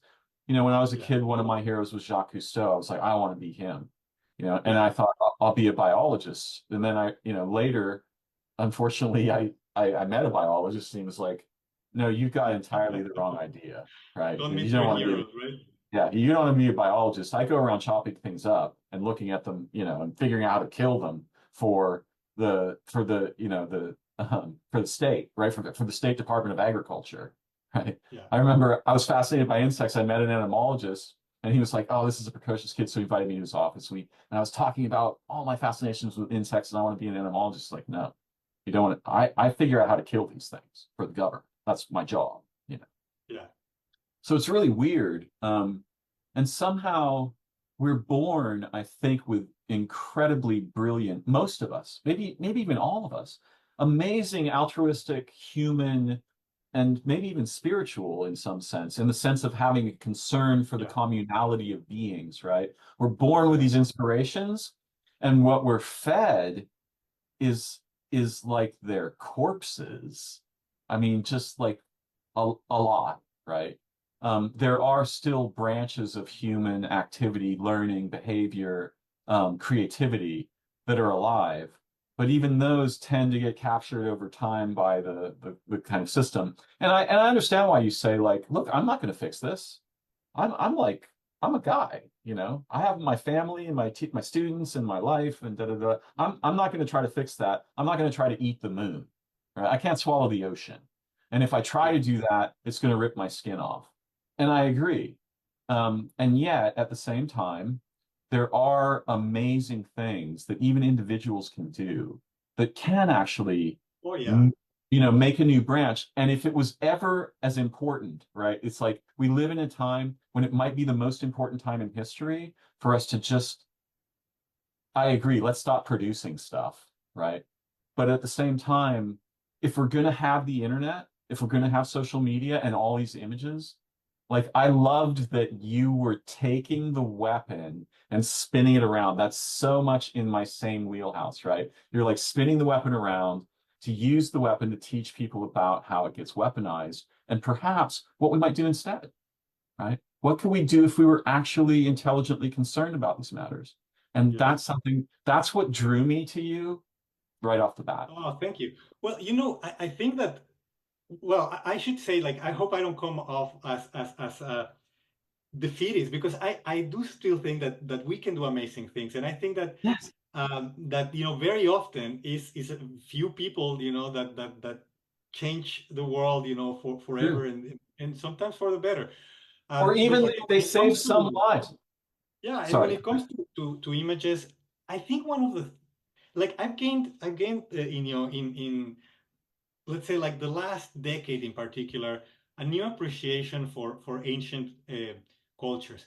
And I don't want to, like, um, idealize them and say, yeah, if you tell me, yeah, but they also fought, they also killed each other. I mean, the Aztecs performed sacrifices. Of course, yes, they performed sacrifices, but often the people being sacrificed wanted it because they thought that this was going to elevate them to a certain status. So, I mean, we also have to read previous cultures with not just with our morals and our parameters and our cultural True. constructs, but just like I was telling you about the idea of, like, having time to contemplate, when it comes to images, I used to think, that some of the, for example, there's tons of examples in ancient cultures, like, um, Jews and Muslims, right? They avoided completely figurative imagery. And I'm never for, like, banning anything, but I'm like, okay, why were these guys doing that, right? Like, what was their logic? Like, I don't want to be like, oh yeah, I support not ever allowing anyone to, but I want to be like, why were they doing it? Yes, when you start to read about the logic, like, yeah, they were afraid that this would, generate idolatry, which is where we are, right? I mean, people, have idols that they have never met. They don't know nothing about them, actually. They have no idea what Mm, goes through their minds. So that was one. And by the way, when now I know there's a clash of cultures, right, with uh, you know the West and Islam, but I would say that, having been raised in a Jewish school, one thing that blew my mind is how much these cultures advanced when they removed the possibility of figurative art and focused on geometric algebraic art, because that generated, I mean, there's a reason why the dark ages for Europe are the golden age of the Umayyad and the Abbasid caliphates, where you had the two top libraries in the world, being one in Cordoba and the other one in Baghdad. And so I think that sometimes it's just, okay, let's see, why were people doing this, and maybe there was some logic. Like, for example, there is Plato, and in general, the Greek philosophers, they considered art, including what we call art these days, as mimetics and imitation, and a facsimile of a facsimile, and mm. basically delusion, right? They consider it a form Yes. of delusion. And then if you go Also, to Mexico, where we have this place in Mexico called Chamula, and the Tzotzil are the people that live there. And it really bugs me, because a lot of Mexico is a very stratified society, where people that are descendants of Spaniards and of Europeans have ruled the country for a very long time, and the people that are natives have had the short end of the stick for the vast majority time since colonization. Yes. And And still when today. they, yeah, that's everywhere, I right? mean, But when they're people go exterminating to, the remaining yeah, Chiapan Indians, are just being exterminated. exactly. But the thing is, when people go to Chamula, particularly people that come from just their Western and mostly I said Mexico, mostly Catholic understanding of the world, they're like, oh, these people are so primitive. They think because you're not allowed to take photos in Chamula, and it's very strict, very very strict, right? Yeah. And they have a concept called chulel, which is like, I mean, some people think, oh, they think that still their soul. But this word that they use is not the Christian soul. It's a completely, it comes from a completely different culture. And in a way, I think that once you start to understand their logic, you start to realize that um, there's many reasons why they would not want reproductions of themselves. And I think we're just starting to understand it ourselves these Mhm. days. And they Yes. knew it a long time ago. And so, Yes. that's one of the things that I'm trying more and more to do is say, okay, I really don't know anything. And if I'm going to learn about a new culture or an ancient culture that I know nothing about, like why were they doing this? And Yes. in the case of the Tzotzilos, I was very, first of all, I think there's a modern aspect of it, which is anyone that takes a photo of them is not taking a photo of them, is taking a photo of a stereotype of a culture that they want to show to some other people, which dehumanizes them like deeply. Um, but the other reason, which is something that as a young person I remember hating photographs. And I'll tell you why. Because I remember it very clearly, like having so much fun, with friends or doing something. And this is the time where you couldn't share photos, where so there was a spontaneous, beautiful moment. You just needed one idiot to say, "Oh, take a photo," and then everyone that had a camera, because back then you couldn't share them online, yes, and take one with this and take one with this, and all of a sudden you're doing the simulacrum of the moment that you were actually having, and the moment is gone and it's killed. And now it's Brilliant. just like simulate that moment. So all of these things, when you start to think about them, you start to realize, yeah, there's a reason why other cultures had issues with images. It's not just, that they were primitive and dumb. We are in a way pretty dumb in the sense that we have a life of distraction. We don't realize these people, and some, again, I don't want to like now all of a sudden just glorify and idealize, but probably the fact that they had more time to think created a certain culture that we might never know, because now we are distracted 99% of our waking time, and we don't have time to think about these things as deeply as they did. And I think when it comes to the use of images, there's a reason why cultures around the world have had issues with. And by the way, this includes the Christian Church, which adopted them wholeheartedly only through colonization, because basically images were very useful to colonize people that you don't speak their language. And so even the cultures that have adopted them or have embraced them, at some point they also had issues with the use of images. And I just think it's very fascinating that it's not a new thing. We've gone through these conundrums and these sort of like questioning of the use of images and of art through so many times in history. So, everything you say is brilliant. I love that. I'm so grateful to Oh, thank you. hear your perspective on this. Um, my son introduced me to an anthropologist named Edmund Carpenter, and he wrote a book called They Became What They Beheld. And he wrote some other books too. He's a genius. If anyone is interested in these topics, please find I'll Edmund. look And for it. yeah, he's amazing. But he tells a story of going to an African tribe, and it was sort of a first contact thing, right? And they brought a film camera with them, and they took pictures, and they developed the pictures there, and they showed people the pictures, and the people freaked out. I mean, they were completely terrified of the pictures at first. I mean, they were literally like run screaming away from the pictures. Yeah. But then, pretty soon after that, they wanted the pictures of themselves, and they would wear the picture of themselves on their forehead. Facebook much? Okay. So, but it gets worse. It gets worse. So they had an initiation ceremony that involved ritualistic scarification of the bodies of the males. And this was like a week-long thing that would happen. I'm not sure at what frequency, but once a year, maybe more.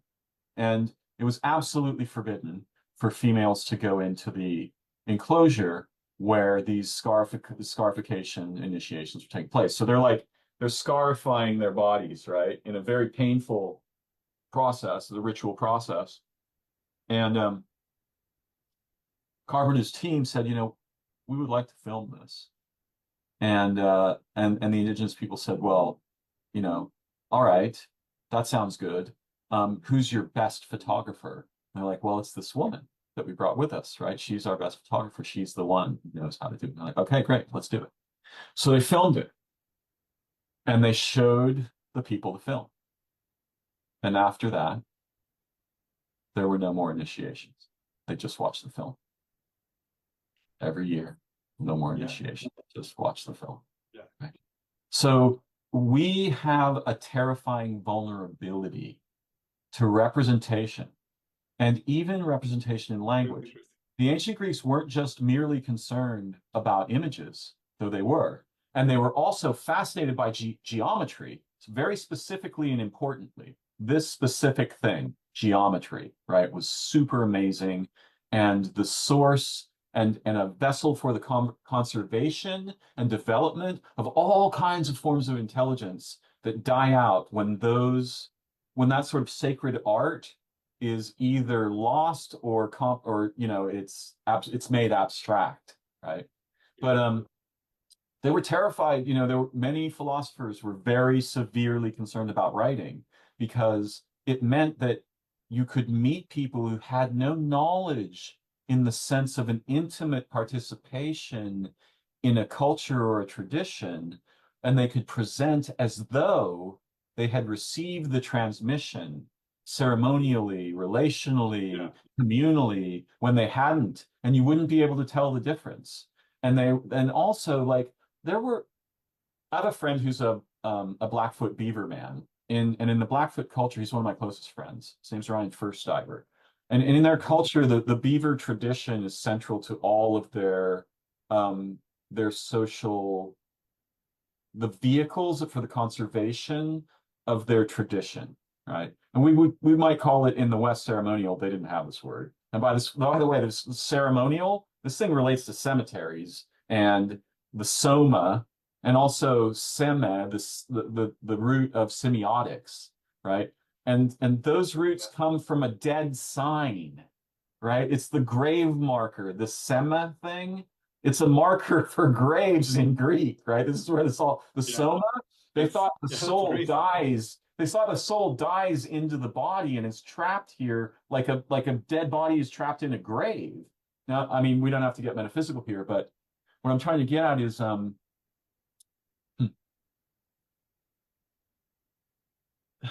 the beaver tradition. So in their culture, their relationship with language is radically different from ours. They didn't have writing, right? And there are many cultures that didn't have writing. Yeah. Right? And they're very concerned.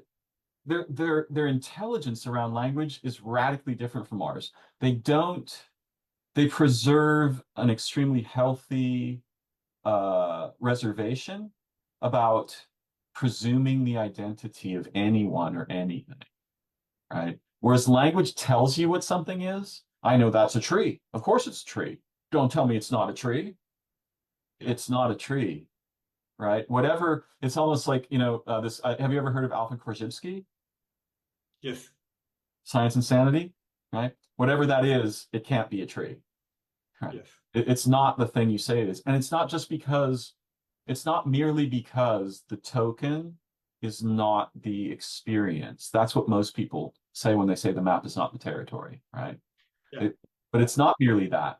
It's that your relationship with situations and beings and animals and plants and places mustn't be amputated by concepts, right? Yeah. I think It that is should the main issue with language is that when you Yes. start to believe that the description is the thing. And Yes. unfortunately, we are very good in academia. We are great, at believing that the description is the thing. And yeah, I mean, I think that's the difference between, let's say, uh, um, a scientist and a poet, right? I love Yeah. both, Yeah, but me I too. think that you can only know so much about something by describing it and not falling in love with it. So even a Exactly. flower, you can write about every component, but if you don't fall in love with it, you don't really know it. And I think that's where, no matter what you do, you have to have a little bit of poetry in your life, and you have to have descriptions that are not to understand, but to experience. We don't Yes. we don't have to understand everything that we experience, right? Like you can read a million books about love, but if you don't fall in love, they mean nothing. And when you Yeah. fall in love, sometimes it makes no sense, and sometimes you don't understand. And the idea that description is understanding is a very Western thing. Yeah, I Um, mean, I dare you, try to describe a kiss, yeah, right? Kiss someone you love. Your lover, for example, or your partner, whatever, right? yeah. And is there anything you can say? Is there any image you can It's possibly it's make? just going to reduce it to something that is not. It's just going to It's take like, away whatever magic it has. yeah, we wake up in the morning and we've had dreams, right? And I don't know, at some point, perhaps in a future conversation, we may talk about this, but we wake up in the morning, you've had a dream, or you remember a dream, right? And so it gets translated into a series of scenes in a linear sequence, right? Yeah, The resemblance of that to a dream is zero. It has zero. nothing to do because in a dream, there's all these extra dimensions of meaning and identity and felt sense. And, my sister can be a boy. It's not a problem, right? So in a dream, there's like this miasma there's sort of an extra dimensional manifold of meaning. And I strongly suspect that our ancestors, what they were afraid of was the loss of those extra dimensions, right? Because Yeah, the image flattens. It flattens it and it kills time. It deadens time. It freezes time. And I just want to share with you something that a friend of mine said to me, who's a really brilliant young man. He said, he's what I would call unusually minded. And many of my friends are, obviously you are. I mean, we're all unique in our own ways. But he said there was nothing I hated more than we would be on an outing with my family, and suddenly we would have to take a picture. And I was like, why are we pausing to take a picture of something we're not doing? Right? Even is this? Like, what yeah, the hell is going on? We have to stop and pretend to be doing something we're not doing for the sake of taking a picture of it? And in a yeah. child's mind, that's got to be super confusing because I wonder what the indigenous people thought too when they first saw photographs. Like, it must have been terrifying and weird and just wrong because it's not that it steals your soul, but it freezes time and it flattens identity, right? It has all these weird And features. it makes you think that it's funny because Yeah. if Walter Lippmann, or let's say, who wrote the work of art in the age of mechanical reproduction? That was Benjamin, right? If any Mhm. of these like Western people, right? Like if Benjamin says um, that capturing or reproducing a work of art steals its aura, it becomes, a seminal paper in the history of representation and of art. It's like, how is that different from what, these guys were saying, right? There's something, there about how like it diminishes the value. And of course, now we understand that, yeah, like, reproductions diminish the value of the original. But why would that not apply to humans, right? Why would that not Right. apply to animals, to all of and yeah, I think that there's something about stopping reality to recreate it in a simulacrum that is really as kids we understand that there's something really wrong, and I think other Yeah, cultures understood also that. You they know did. what you were mentioning about getting metaphysical. I would think it would be wrong if I didn't mention that one of the things that has been keeping me, most interested or more interested in recent, I would say, the last couple of years, and that's I don't know if you've heard of Donald Hoffman. He wrote a book called it's called something against reality or well, we can put it maybe in the comments, but it's a case against reality, right? Mm-hmm. The way he's a physicist, Mm-hmm. and in a way, this is one of the reasons why I'm also kind of saying, okay, whatever is going to happen is going to happen, and I'm kind of letting go of things because you start to realize that um, even the reality that we see as valuable, right, and worth rescuing, and might itself be just some kind of delusion, right? And all the importance that we put into it might be some kind of delusion, and that's why sometimes I feel like uh, one of the best things probably that we can do is just it sounds too reductive, but like chill and don't think that everything is so important because um this and I'm not doing any justice. I'm kind of babbling and I'm not doing any justice. It's hard to explain, these his theories, but just to kind of like give an analogy. Hmm. He says even everything that we experience with our body is nothing but an interface, right? Our body is nothing but an interface. In Okay, reality, stop right there though. Stop. yeah, Whenever someone says something is just something else or nothing but you're something right. else, there's a real problem with that. I'm You're right. perfectly willing to entertain the perspective, right? And I understand, I am familiar with this particular perspective of both physicists and scientific philosophers, and also people who study the mind and neuroscience and cognitive science, right? I And you're understand. right. I should rephrase that as is Okay, a by all kind. means. It's a kind of interface. The body is a Yes. kind of interface, Yes. and what him and other people that I've been reading recently are trying in a way to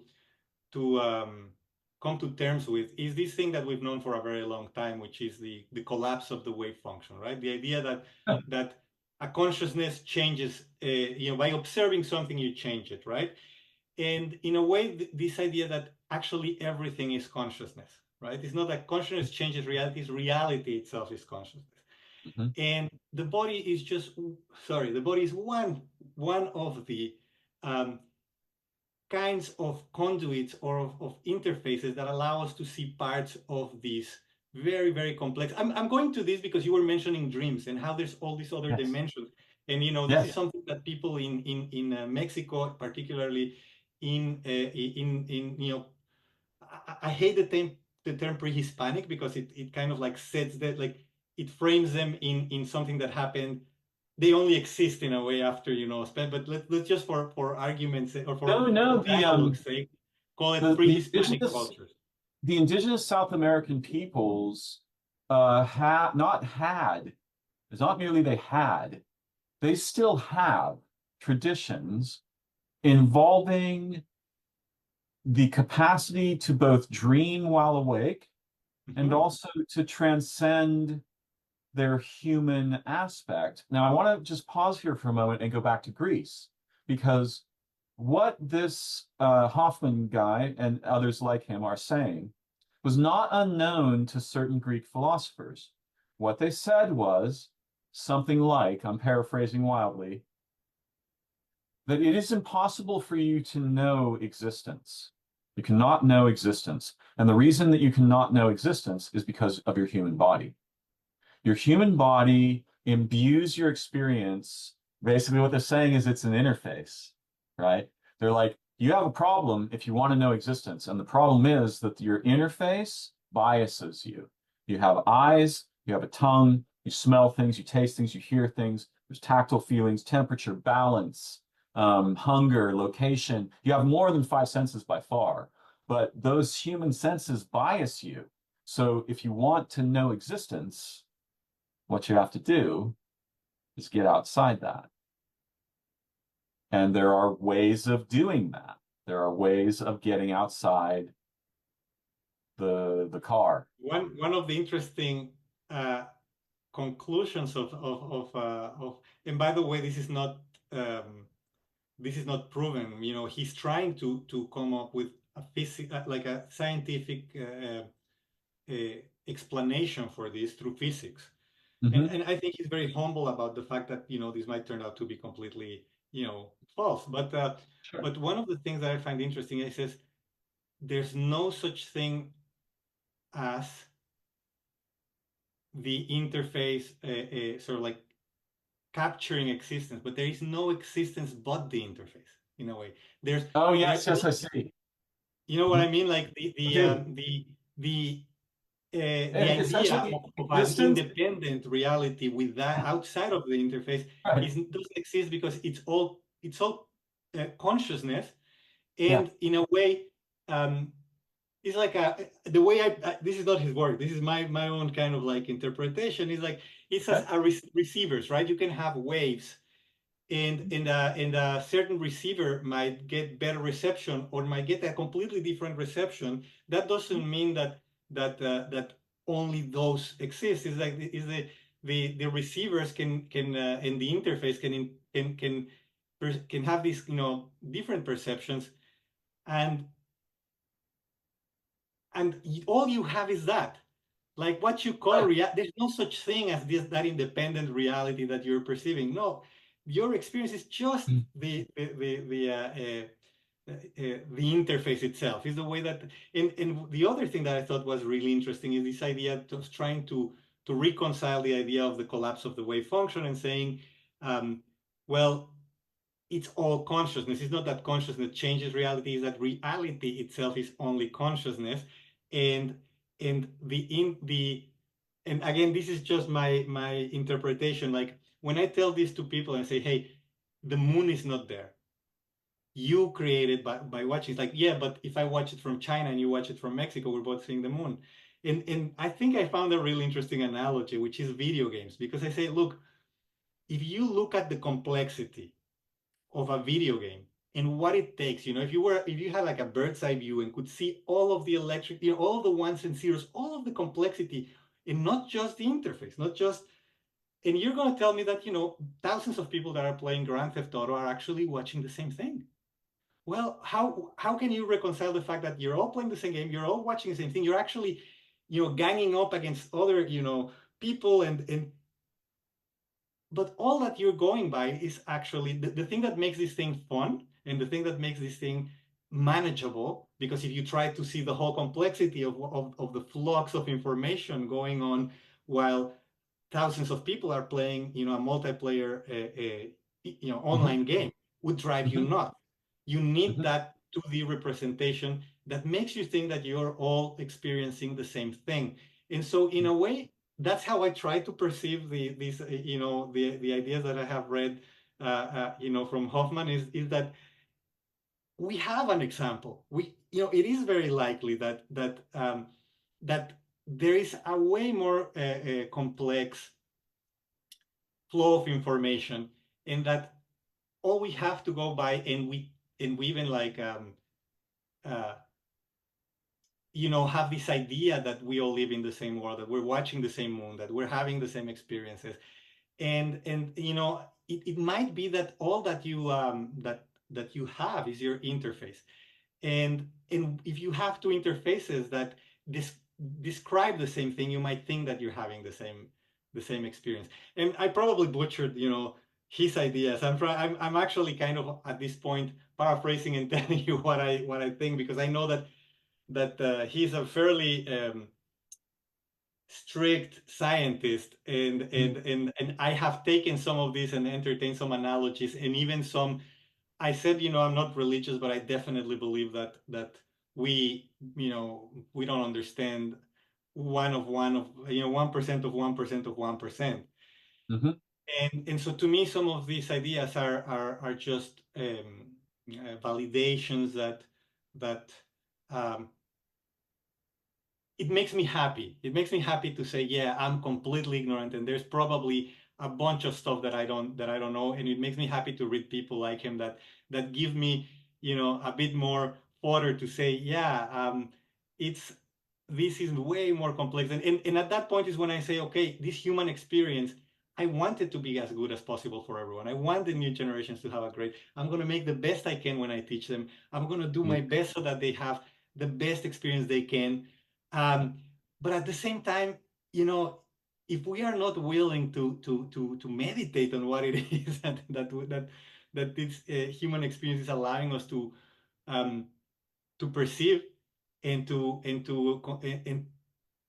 if we get trapped, in thinking that the interface, uh, that what we see in our interface, right, is reality, Mhm. and we actually have a word for a word as absolute as reality, right?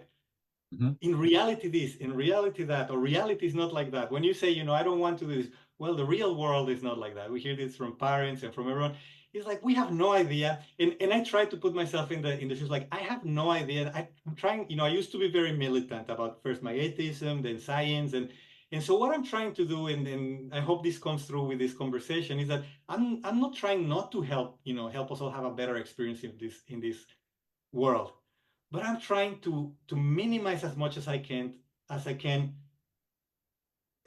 having a militant position, even about the things that I think are absolutely essential and I think that should happen and that I think that are so important. It's still just based on such a minute and limited and partial experience that I've been granted, that I don't think it deserves it. I think that if I am able to have a conversation with someone and end up feeling like I developed a little bit of love for that person, even someone who I perceive as my intellectual opposite or enemy or political, if we can describe less and love more. And I know it sounds very cheesy, but I really believe that even Aldous Huxley, right? After writing, all these amazing books, there's a quote from him that says it's kind of I don't know if he said humbling or absurd, that all of this is reduced to just try to be kinder to each other, Yeah. right? Oh, no, I absolutely agree. Okay, I want to run through a few of the things you've said. So, first of all, brief cliff note. Collapse of the wave function, we have no idea what's going on with that. So, No, we I mean, don't. straight up, nobody knows. Um, No. and this is something I followed. I follow physics. I work with a guy who's a neuroscientist who does crazy math stuff and, introduces me to a lot of different perspectives from physics. We have long conversations about it. I just want to mention, listen to Roger Penrose talking about I love him. a recent, his more recent stuff, talking about his perspective on this problem. It's very interesting. Yes. And then a couple of other things I want to mention. First of He was all, a pariah for even like daring yeah, a to lot of people say said, some of like, the things that dude, he had said. you're a mathematician, stop playing neuroscientist. I get it, but actually his position Oh, is but I quite love his stuff.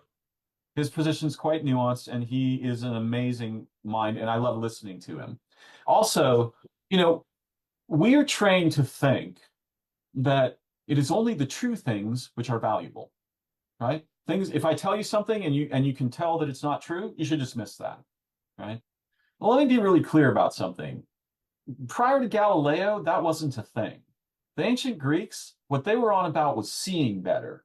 They wanted things that helped them see better. And in case you don't think that stuff that isn't true can't help you see better, take the entire oeuvre of science fiction and just throw that away.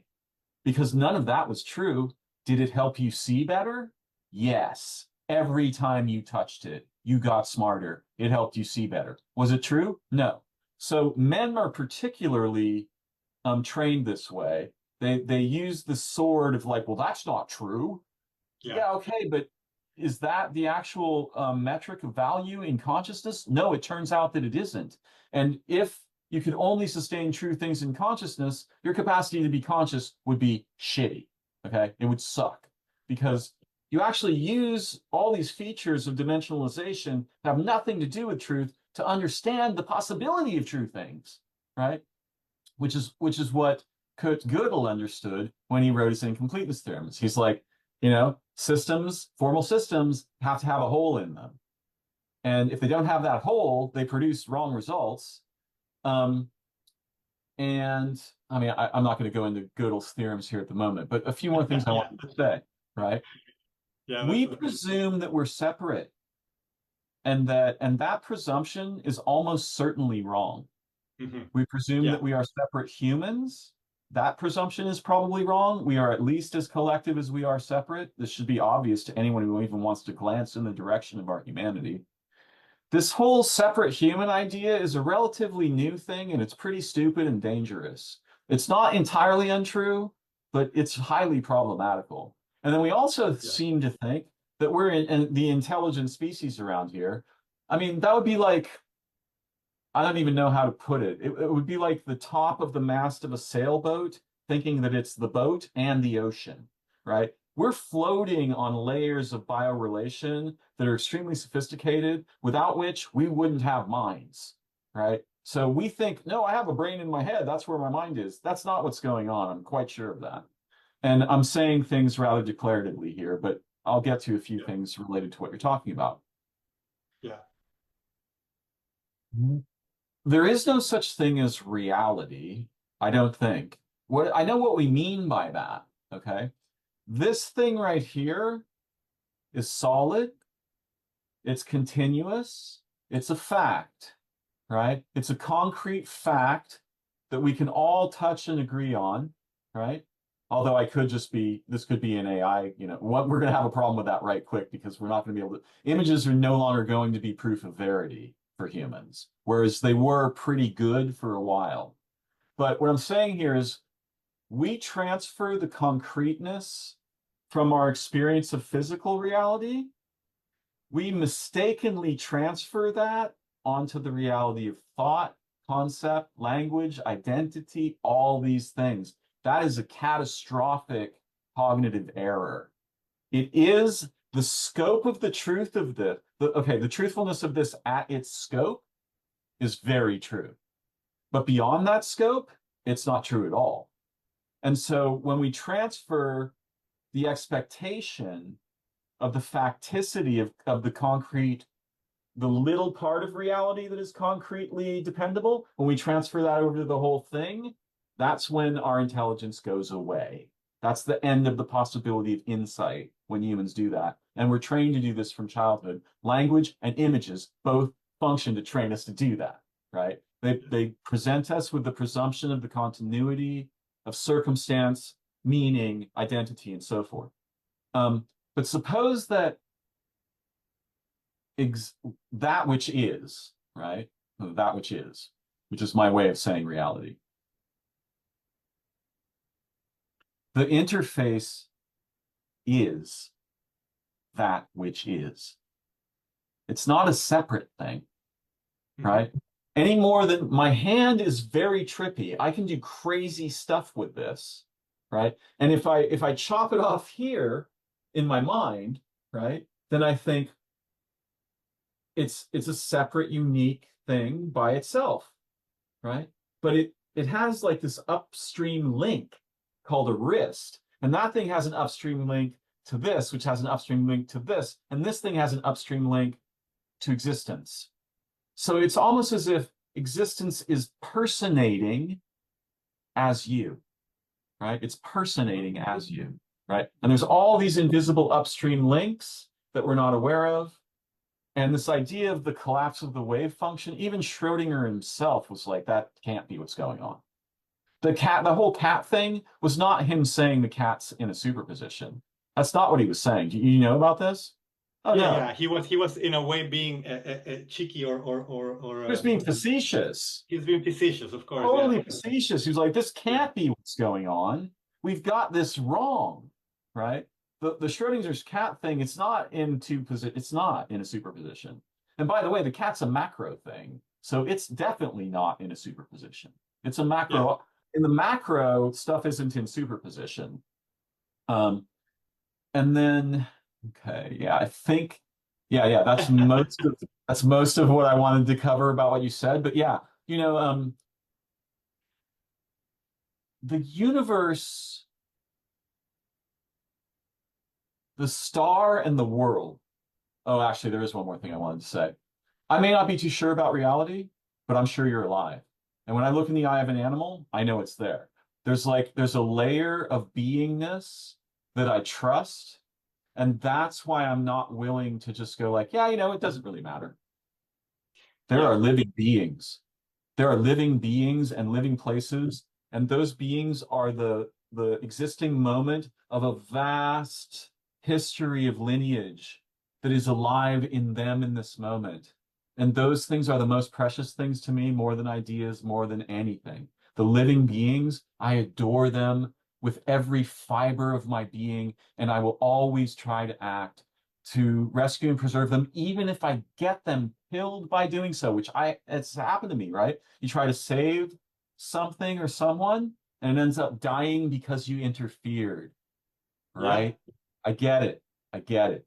But still, I ache, I'm alive, I adore, I love. Oh And no, I think that that is, if you have empathy, it's inevitable, and that's why, I in a way, hopefully, if AI ends up devaluing the you know the weight that we put on intelligence, and we go back to suffering and emotion and feeling, and realizing that this is what we need to preserve. Because I mean, what would happen if all life dies, but we have these non-sentient, super intelligent machines that can process a bunch of stuff? I think the most important aspect of being alive would have been lost. And so I'm with you on that. I think that's one of the reasons why, if we are going to optimize for something, maybe we should optimize for the decrease and minimization of suffering, and how we can create a society and links with our natural world, in which we optimize the well-being of as many, sentient entities as possible. Of course, I know that comes with its own, the issues, genie but problem, but the that's genie that's the thing. problem. This is too big. I don't think. Sometimes what I feel is like we were not meant to understand these things, and we were not like.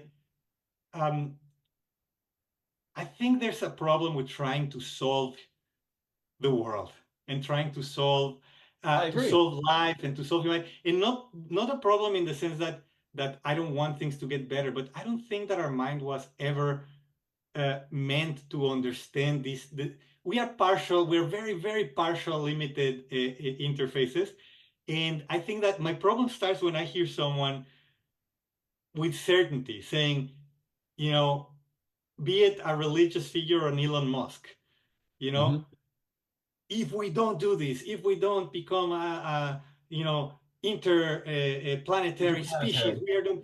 It's like, dude, you don't know. You might have all the billions in the world, but you have a brain just like me, and just like an octopus, and you're like other sentient beings. I don't think that we were meant to actually understand the complexity and enormity of this whole thing. And in a way, I feel like, okay, this universe, as far as we know, has been around, let's say, for 14.7 billion years, the Earth for 4.2 billion. So much has happened in there. And all of that brought us to this moment where we think that this moment is the one that is worth preserving. And I think that's my point, the point I'm trying to make. Why? Why do we think that this moment or these species are the one worth preserving, and not the dinosaurs and not the single cell organisms? And at that point, I go like, you know what? It's beyond me. It is really beyond me. And maybe, who knows? I don't like the idea, right? But maybe we will somehow like coalesce with artificial intelligence and become some new kind of thing that will evolve in ways that the future entities will think are so much superior, and that is the one that is worth preserving. And I think every generation goes through that, thought that we are the end of it, and we're the end of the line, and we're the ones that's worth preserving. That's where I think or that's a point that I've been trying to make. Is like it's beyond, like it's too big for me to look. That's why sometimes I feel like when people like Elon Musk are talking um, about becoming interplanetary so that we can save humanity. It's like, no, I just want to save my relationship with Darren right now. I just want Yeah, to save my relationship with my students. I just want to have yeah. those beautiful moments because I have no idea. I can't even start to pretend that I have, the slightest idea of what is going to be good for. I remember watching this documentary where Joseph Weizenbaum is arguing with Ray Kurzweil. And Ray Kurzweil, I respect them both, but I am on the Weizenbaum camp because I find him more human. But I remember there's this debate, and they're talking about how they're gonna make us like super longevous and have 500 year lifespans and all of this stuff. And someone says, yes, and we're going to do this for the future generations. And Joseph Weizenbaum has, to me, one of the best answers that I have ever heard, because it says, do you really want to do something good for the next generations? Like, yes, die. Leave them the space, leave them the resources, leave them the space to think new things. I mean, imagine if previous, people got entrenched in the system, like the Rockefellers of the world, in normal lifespans. Imagine like an Elon Musk or anyone, who captures power, living 500 years. So I love that reply, because I was like, yes, that's what I want to have, the most loving and beautiful existence I can, and hopefully help others do the same. Beyond that, I really have no idea. I think, it would be better if we, preserve the planet in a way that our future generations can experience the beauty of nature the way that we did. I think that, to me, there's something in my gut that tells me that's right.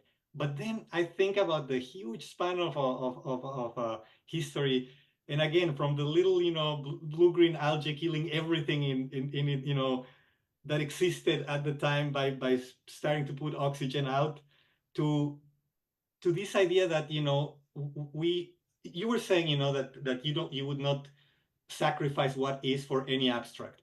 To me, a lot of, like, the future is the ultimate abstract.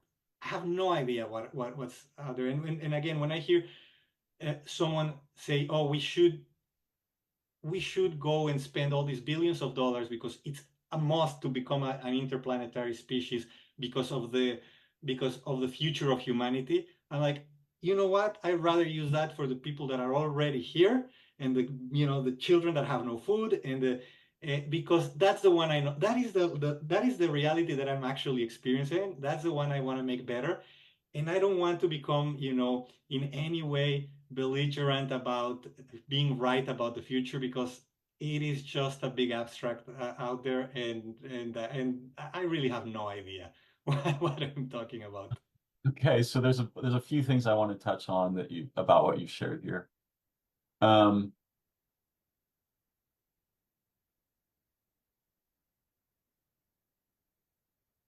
we privilege thinking. We think, we're trained to think, that minds are for thinking. They're not. Thinking is to your mind approximately what being trapped in an ice cube would be to a bird. And we think that this kind of thinking thing is really great and very powerful. Most of what we do with it is make machines. That's not a great idea for a living planet. Let's be really clear about that. An actually intelligent species would know what not to make, not I what to agree. make. It's It like would what be you avoided. said. They would know what not to do, right? And most of intelligence is knowing what not to do. That's what gets you free from most of the traps that the genie offering you a wish is going to trap you in, right? So the first problem is that we think minds are for thinking. That's not what they're for, I promise you. I could show you what they're for. I won't do it today, but they're not for that, okay? They're not for thinking. And similarly, when you say like, I don't know if I can understand the world or the future, our minds are not for sustaining a predictive description of the future or the past, right? Yeah. We have these other things we can do with our minds that are truly astonishing and would rip science and religion to shreds. Our minds have capacities that ordinary humans have never conceived of and would never imagine if you gave them a million lifetimes of trying to imagine it. What our minds actually can do is transcendental to everything that language is, everything that representational thought is, everything that science is, Yeah, everything that art is. I agree. Art, though, is the fingerprint of that transcendence entering into the human. So I just want to say, thinking, not what minds are for. What minds are for is intimacy. Minds are for relationships. And they're probably for something that resembles not just telepathy, but the sharing of consciousness, right? Which is part of what we're using language for today. And I want to say one other thing briefly. This knowledge shit, that's like photographs of dead people. You got knowledge, that's the dead corpse of what you might otherwise have had. It's very compelling, right? I know this is a glass. I can put water in it. It's very compelling. I know the glass will remain where I place it on the table, barring some bizarre, catastrophe. That knowledge stuff, that word used to mean something that's completely different from what we think it means. And what it meant was like awareness, intimacy, participation, right? These three things together. So what the moderns are doing is very confused. And these aren't things that I think. What I'm speaking about right now are not my thoughts or my opinions. They're perspectives I have from trying to understand what it means to be human my entire life and how our species became very confused, right? And what it used to be when we were less confused. And I'm still trying to understand that. I'm not certain of all of the things I'm saying. It's not a certainty thing. Like you, I'm an explorer. I'm trying to see better any way I can, right? And so I want to dispose of my biases and my certainties and reach for new terrain. And I think this is something we share. And by the way, you never once appeared defeatist or, any of those things you were afraid of. The shining spark of passion in your voice and in your eyes and your mind Oh, thank you. is Thank you very absolutely much. alive. And it has been through the entire conversation. So, Thank you yeah. very much, Darren. It's been a pleasure. I mean, since the moment that we spoke that first time, just to know each other and have that preliminary conversation, I knew this was gonna be fun. Yeah. And again, to me, this is what it's about. It's you know, I I uh, I love just having someone that I said like-minded, but it's not really like-minded. It's more like someone who's interested in similar things, because we can be disagree on stuff, or but yeah, it's been a pleasure. I've really had a lot of fun, and if you talk to me in 5 years, I might be in a completely different space. But I can Me tell you too. one thing. Some things feel right. And now I could not go back to, like, I was a militant atheist, for example. I became, as I told you, at 11 years old, right? And so Mhm. by the time that I was 14 or 15, I was super sure about this, and I was very militant, and I must have been a pain in the ass, actually, to my parents and to people that knew me. Um, and that would feel terrible at this point about anything, to be. Yeah.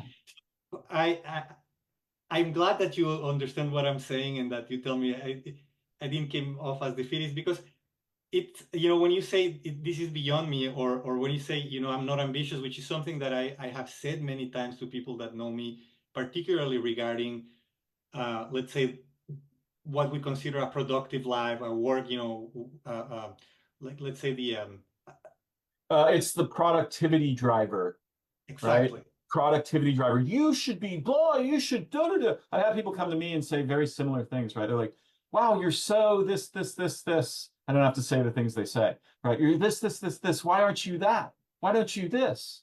Right? And Yeah, I'm like, but what about us here now? yeah. And Right? what What about about having fun? Because you yeah, know what? exactly. I'm having fun. Like the thing is like I'm having fun. It can't be so wrong. It's like Yeah, I don't need these things. I don't need yeah, like the moment I start to worry about them and I start to feel like, oh, I need to do more to have more, I stop having fun. And these conversations are fun. yeah, And playing with my nephews and my niece is fun, and going yeah, out and watching playing with like dogs that are not mine at doggy parks are yeah, fun. Reading, yes. listening to music is fun. So if I can, let's say that it was an AI, if I can optimize that, I really don't care much for whatever falls down the wayside, because at the end of the day, um we all have an in like a finite time here, at least in this kind of form. Hmm. And even that, right? Even that, one thing that always like, since I was a kid, like I kept thinking is like, how come I don't have a single atom, these days of the one I was born with? I don't have a single thought that is the same, and I'm still. I think again the thing with language, right? Like we say this is a glass, and I say this is Topo, and I'm like that in itself is just a label. And Yeah, if I'm doing stuff and I'm having fun, right, and it doesn't go with what I was supposed to be, or how I was raised, or well, so be it, right? As long as the feeling is this idea of the two brains, right? The stomach and the brain. It's yeah. taken me a lot of time, because coming from a Jewish culture that really praises, thinking and the Intellect, brain a lot. But it's more and intellect. more I understand this thing that I tried to explain to you what I read from Donald Tough. Hoffman, and butchered Yeah, it. Yet when I just sit there and contemplate the ideas, I feel something in my gut that tells me there's something in this. There's something in yeah, these concepts that he's developing that just feels really right. Very anti-scientific. Very, that's not the way But the good thing about your own life is that you don't have to, or at least the way I see it, the good thing about my life is that I don't have to justify it through the scientific method. I can justify it right. just by the fact that it feels right, and that is more than enough. So it might not get published in a peer-reviewed journal, but it doesn't have to. I'm glad that other people are doing that. Yeah, I'm super happy that they exist. I feel super lucky, that I can get the mind of Lao Tzu, who lived 2,500 years ago, and get the ideas of a guy that I probably will never meet, that is a fascinating physicist. It's like I'm just like really really lucky that I used to feel, one thing that the Facebook thing, going back to that, did to me is that I started to feel like, this is unfair, and I started to feel like a victim, with that whole thing. The feeling was horrible, and all of a sudden I was like, you know what? um, like just let it go. Just don't use it. Just keep talking about it. Keep saying how, like if you ask me, I will continue to tell you, I think it's a horrible platform. I think it's becoming more and more horrible every day. And just like a human relationship, I don't want to be around people that are horrible to me.